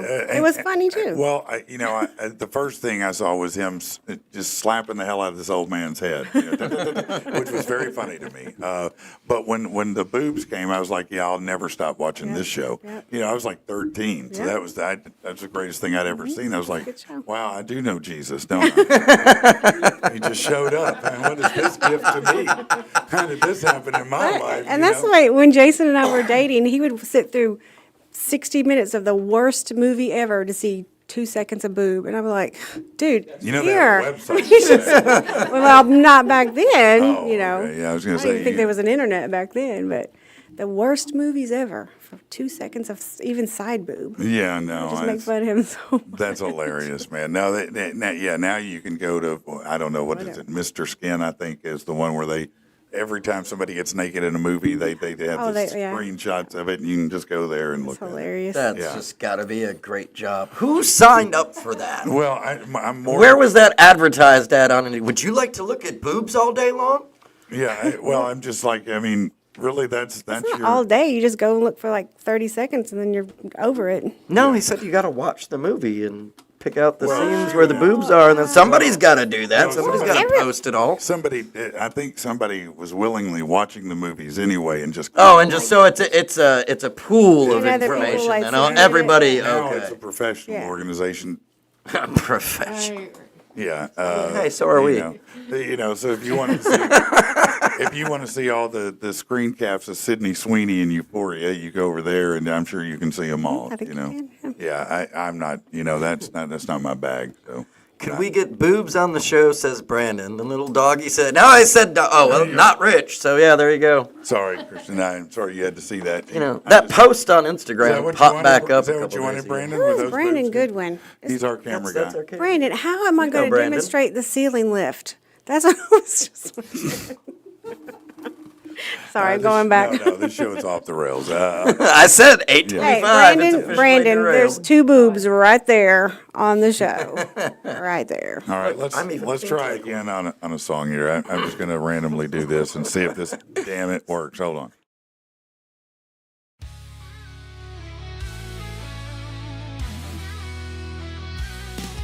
I'm still fucking wrecked. Can't believe it's true. Never thought my soul would be crushed by you. I remember you standing there, telling me about how you care, that you'll stand by me anytime, anywhere. But that all changed at 9:07 p.m. Wouldn't believe you'd betray me until I walked in. In just a few seconds, you burned me to the core. You didn't even bother to close the door. Maybe I should have guessed by the way you dressed. Should I have gotten bent because you wore a new scent? I just figured maybe you were bored. Just my imagination. I thought I should just ignore. But that all changed at 9:07 p.m. Wouldn't believe you'd betray me until I walked in. In just a few seconds, you burned me to the core. You didn't even bother to close the door. Now you're screaming, it's all my fault. You may appear to be a woman, but you're all assault. Hope it was worth wiping out everything I held true. I guess the trash takes itself out. Nothing left to love but an old tattoo. But that all changed at 9:07 p.m. Wouldn't believe you'd betray me until I walked in. In just a few seconds, you burned me to the core. You didn't even bother to close the door.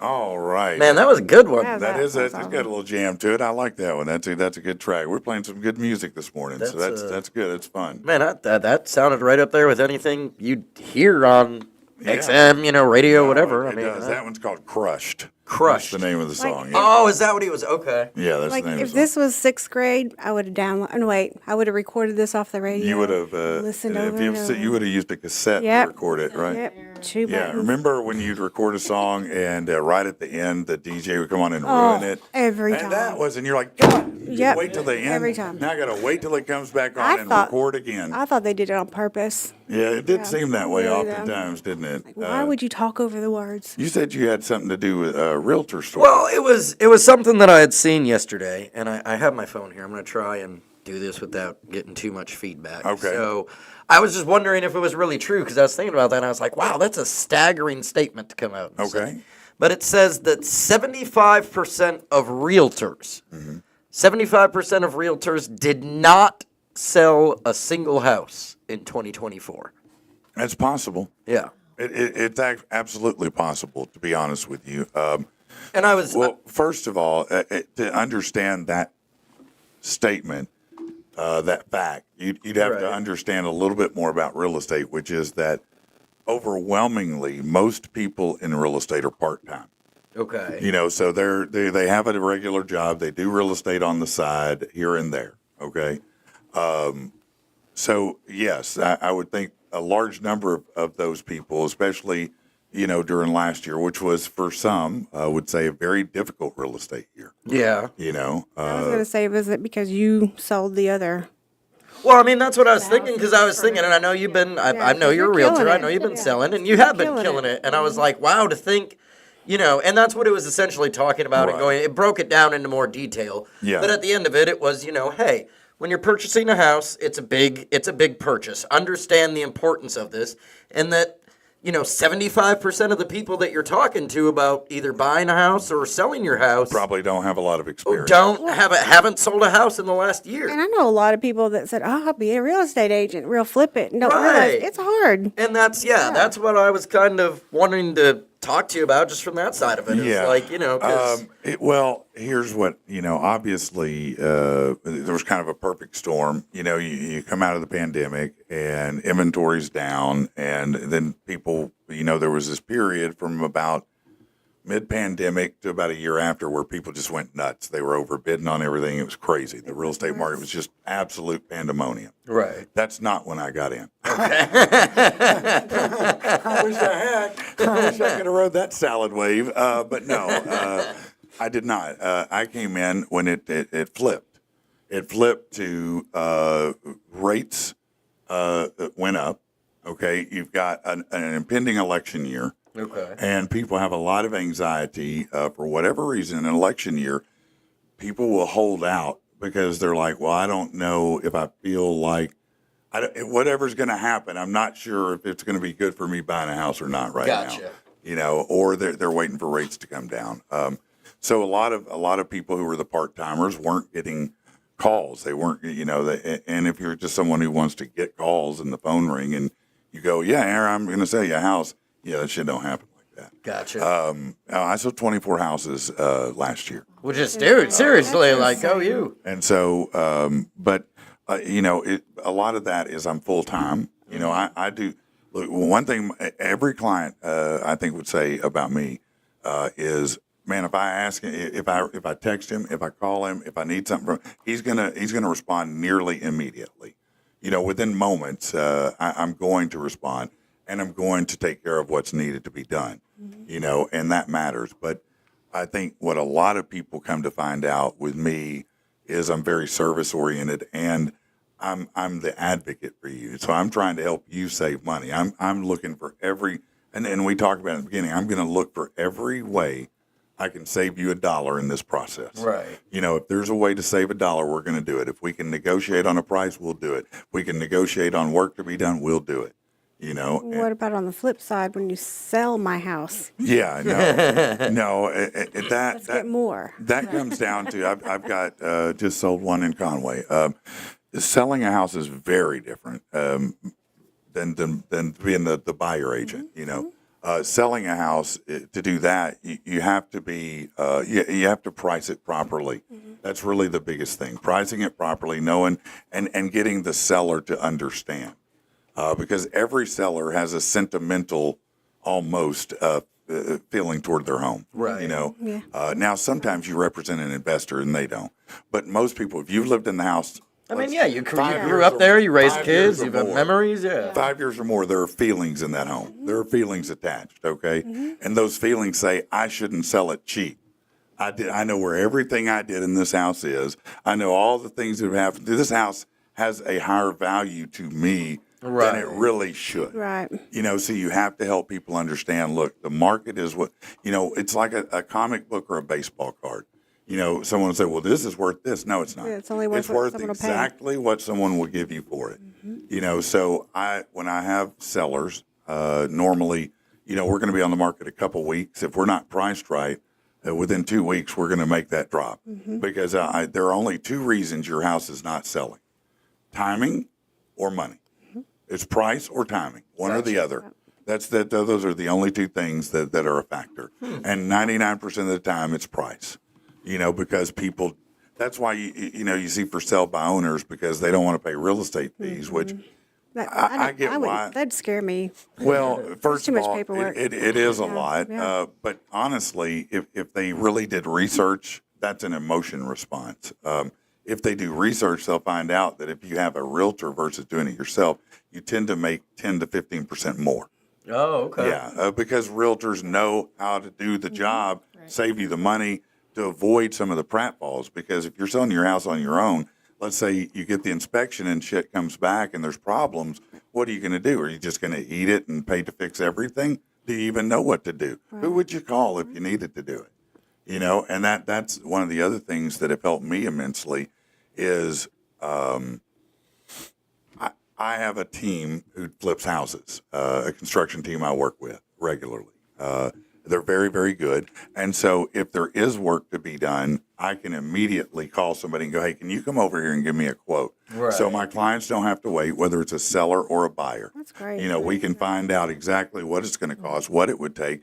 I've had homes that were renovated before closing. You know, I've had homes where they bought it and then renovations happened because they have an escrow that we negotiated for repairs. Gotcha. You know, so as soon as you move in, you know, you got $8,000 to paint and do all this stuff that you want to do. But that's the whole reason I got into real estate, because when we bought our house, we overbid, we overpaid, we were overfeed. Almost everything I could have done wrong when I bought a house, I did. You did, gotcha. The only thing I didn't do wrong was get a good lender. You know, other than that, everything I did wrong. And so I thought, man, I could do a better job than that. I said, Right. shit, why don't I try to do a better job than that? You know, and Real estate is exciting to me. it is. You know, I'll be honest with you. When I started, it was not a passion. I started because I knew I had a lot of experience in talking to people, and it was interesting to me, and I felt like it was something I could do to build a career in. It took me about 3 months before it took over. I was going to say, you seem very passionate No, about it. So I yeah, am very yeah. passionate about it. I just didn't know I Because was. I'm going to tell Right. you, I've told you you're going to sell my house, and I've had the same realtor, and I've known her since I was 15, and she's bought and sold all of our houses, which is about 6, I don't Yeah. know, and I'm not using her anymore. Well, I'm thankful. Let me say that. I'm thankful. I mean, I love her, but I'm not using her. I'm thankful. I need Hey, I passion. appreciate it. Well, yeah, and that is important. You know, there's so much. Most of the things that happen in real estate happen behind the scenes. You don't see it happening, and it's me calling the other agent. Okay, just like an attorney would do. Okay, it's probably similar in some ways, except her work probably is more important. Okay, but really, truly, but it's about me calling and talking to the other agent, breaking down whatever barriers they have, overcoming any lack of knowledge they have, you know, and then, you know, laying out my case of why I think this offer is good for them and my buyer, you know, or this house is good for your buyer and my seller. And that's why I just did the one in Conway. The people that bought it are from Texas. Their daughter goes to UCA. She's in an apartment now. They wanted to buy a house for her. She's got 3 more years of school. Yep. When she's done, again, they're from Texas. She's probably not going to stay here. Right. But so they wanted a house that not only could they buy and she could be in, but in 3 years they could have they could sell it or rent it and do okay. Right. So the house that I had was perfect for them. It took us a little talking and work because we had a $15,000 renovation credit on the house. Okay. So, they were able to come in with daughter and pick colors for the tile, for the carpet, for the countertops, for the paint. Fun too. Nice. And so she gets to pick all of that. The house gets flipped. Okay. So as soon you're already buying it under market. So, and that's all happening before it closes. So at the moment it closes, if you did an appraisal right then and there, they'd have probably 15, 20,000 in equity from that moment Right. because they opportunistically took advantage of a situation that they could. And they bought a house at a value, and then they get the flip too. And now, 3 years from now, when daughter graduates, if they want to sell it or rent it, they're in a very, very good position to do it. Yeah, Conway, Nice. they're going to have no problem renting anyway. Right, Conway. And we put a warranty on the house too. That's another thing Always, that yeah. my sellers, I tell all my sellers, you should put a warranty on it. It costs about $1,000, $700 to $1,000 for that warranty, and it covers most things in the home for the first year. Okay. And sometimes that gives people a lot of comfort.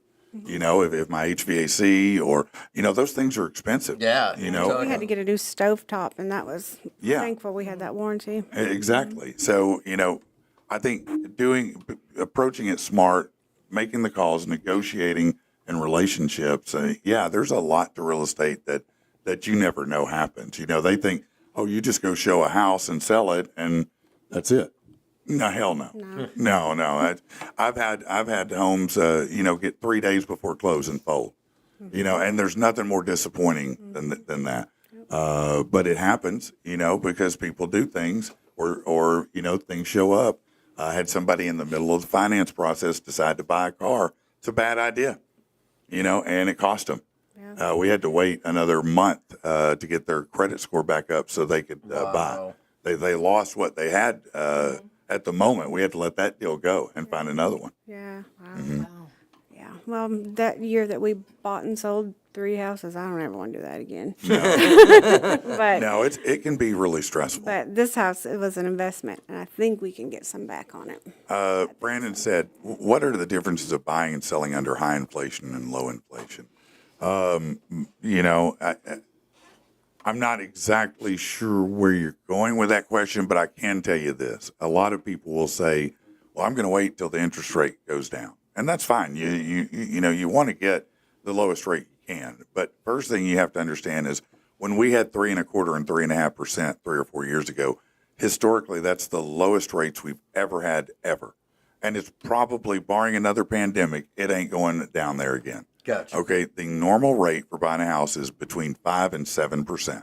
That's normal. Okay, so the other thing I tell people is, look, interest is important. Trust me, it's very important because number one, how much you pay for the house and how much your monthly payment is. But you can refinance, but when you negotiate up front, you might negotiate $10,000 or $20,000 off. You can't do that on the back end. Right. You can only do that on the front end, So, interest is important, but if I can save you $10,000 or $20,000, that'll kind of balance it out, right? And so you have to look at it in the smart way, because if I can get a deal now and then I can refinance in 2 years if rates are lower, that's fine. Right. You can always do that. You can't always go back and get 20. No, nobody's going to, after you buy a house, go, I'm going to give you 20 grand off this today. Right. You know what I mean? So that's kind of the difference, Brandon, a little bit. If rates come down, prices go up. When prices come down, rates go up. That's the way the game works. It's rigged to some extent always. So you just got to find the best deal that you can. And then sometimes you just got to buy what, you love it and you found it and you just have to take a risk. I don't want to say a risk, but, don't lose what you really wanted to, I think, sometimes. He's saying, is there a difference in profit for the seller in high and low inflation? Well, it's only based on what you sell the house for. That's really what the variables for a seller is what you sell the house for, what you owe on it, and if there are repairs. Repairs are the question mark and the X factor that really probably determine a lot of the profitability. If you've got a house you can sell a house that's in disrepair. I mean, you can sell any house. I sold one that was damn near falling down, and I had people line up like it was a carnival, because we had a price right. But but if you have to do repairs, that can be really costly, and it can eat all of your profit up. So knowing before you go in kind of what you're up against makes a huge difference. Okay.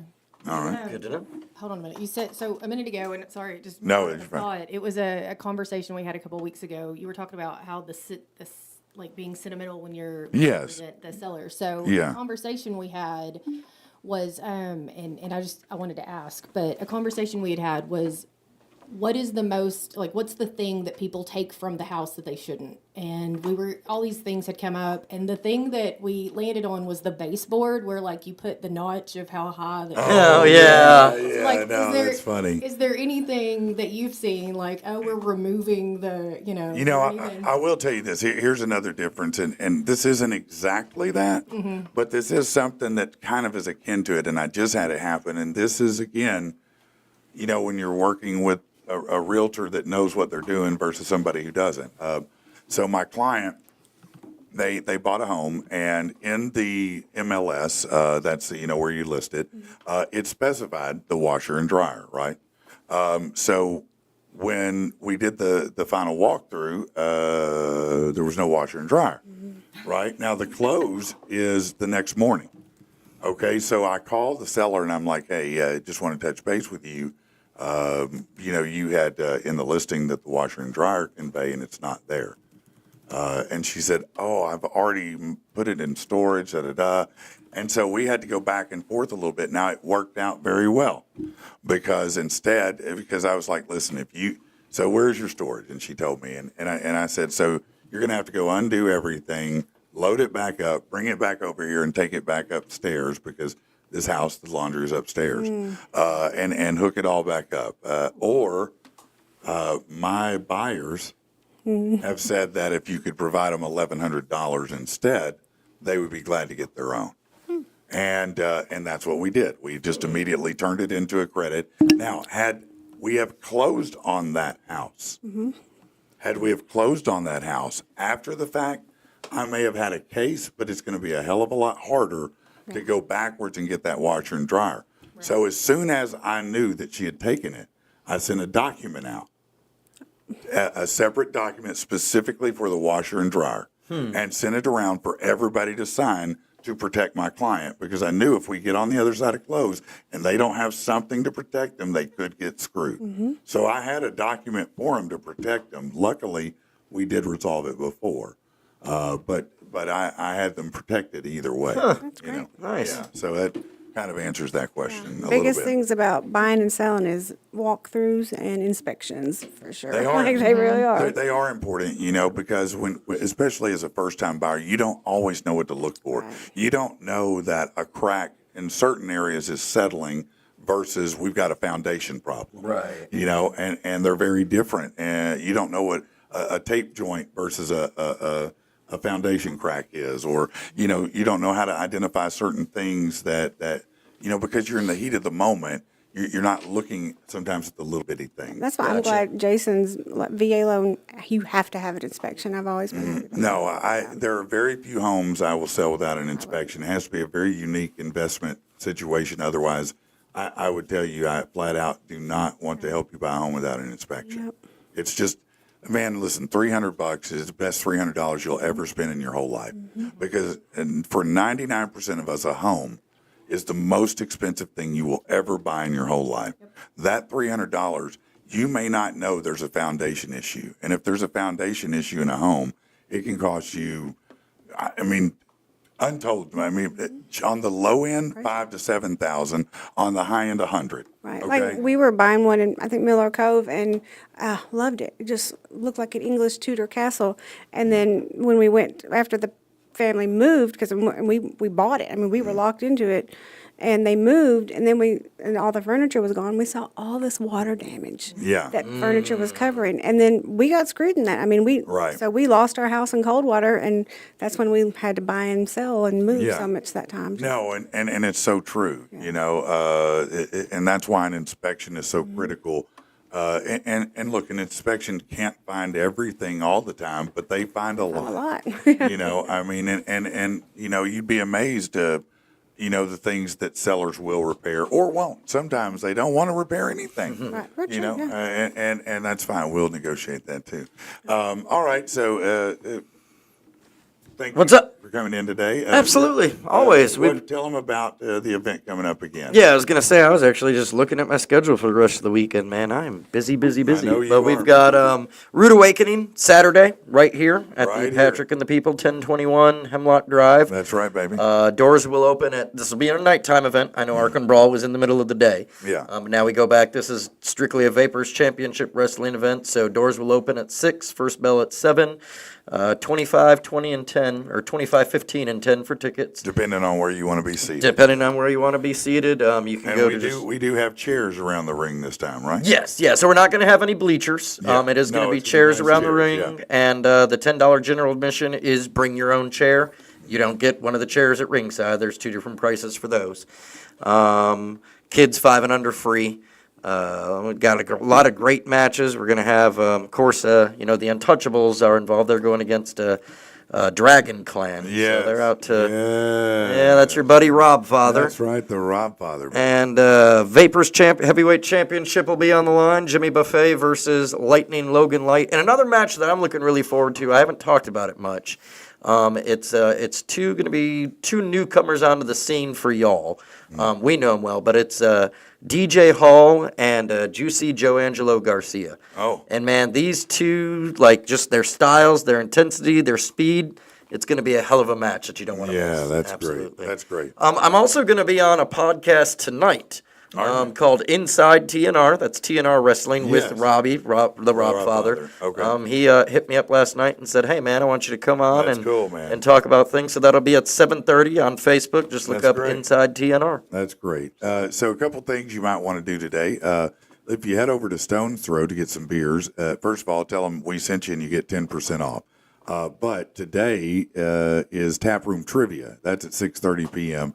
First, second, and third places win prizes. So go over there, play some trivia and have some beer on draft. Darren's awesome. It's a fun place to go and have some. They've got a lot of good beers. We need to have another get together over there, man. I think. Yeah, no, it would be a good idea. I think so. And then, listen, if you need some CBD in your life and you want something highly effective to help you, with stress or inflammation, go to bantx.com, bantx.com. They do 80% absorption CBD sublinguals, and they customize it. So they're going to tailor it for your specific needs. So if you've got inflammation that's a problem, you start with their baseline remedy, and then they'll start talking to you about how to customize it and make it better. So if you need more relief, if you need more sleep, whatever it is, they'll tweak it until it's exactly the recipe that fits you best. You can go over to bantx.com, put in PATP25 and get 25% off on that. Otherwise, man, listen, you guys are awesome. Always. Appreciate everybody. Hey. Thank you to you. Thank you to Marla. Thank you, Kristin, very much for coming in. Tax tip if you haven't filed yet. Yes. If she calls you daddy, you can legally claim her as a deduction. I'm not sure that Kristin would agree with that. All right, everybody, we will see you next time, all right? What the hell?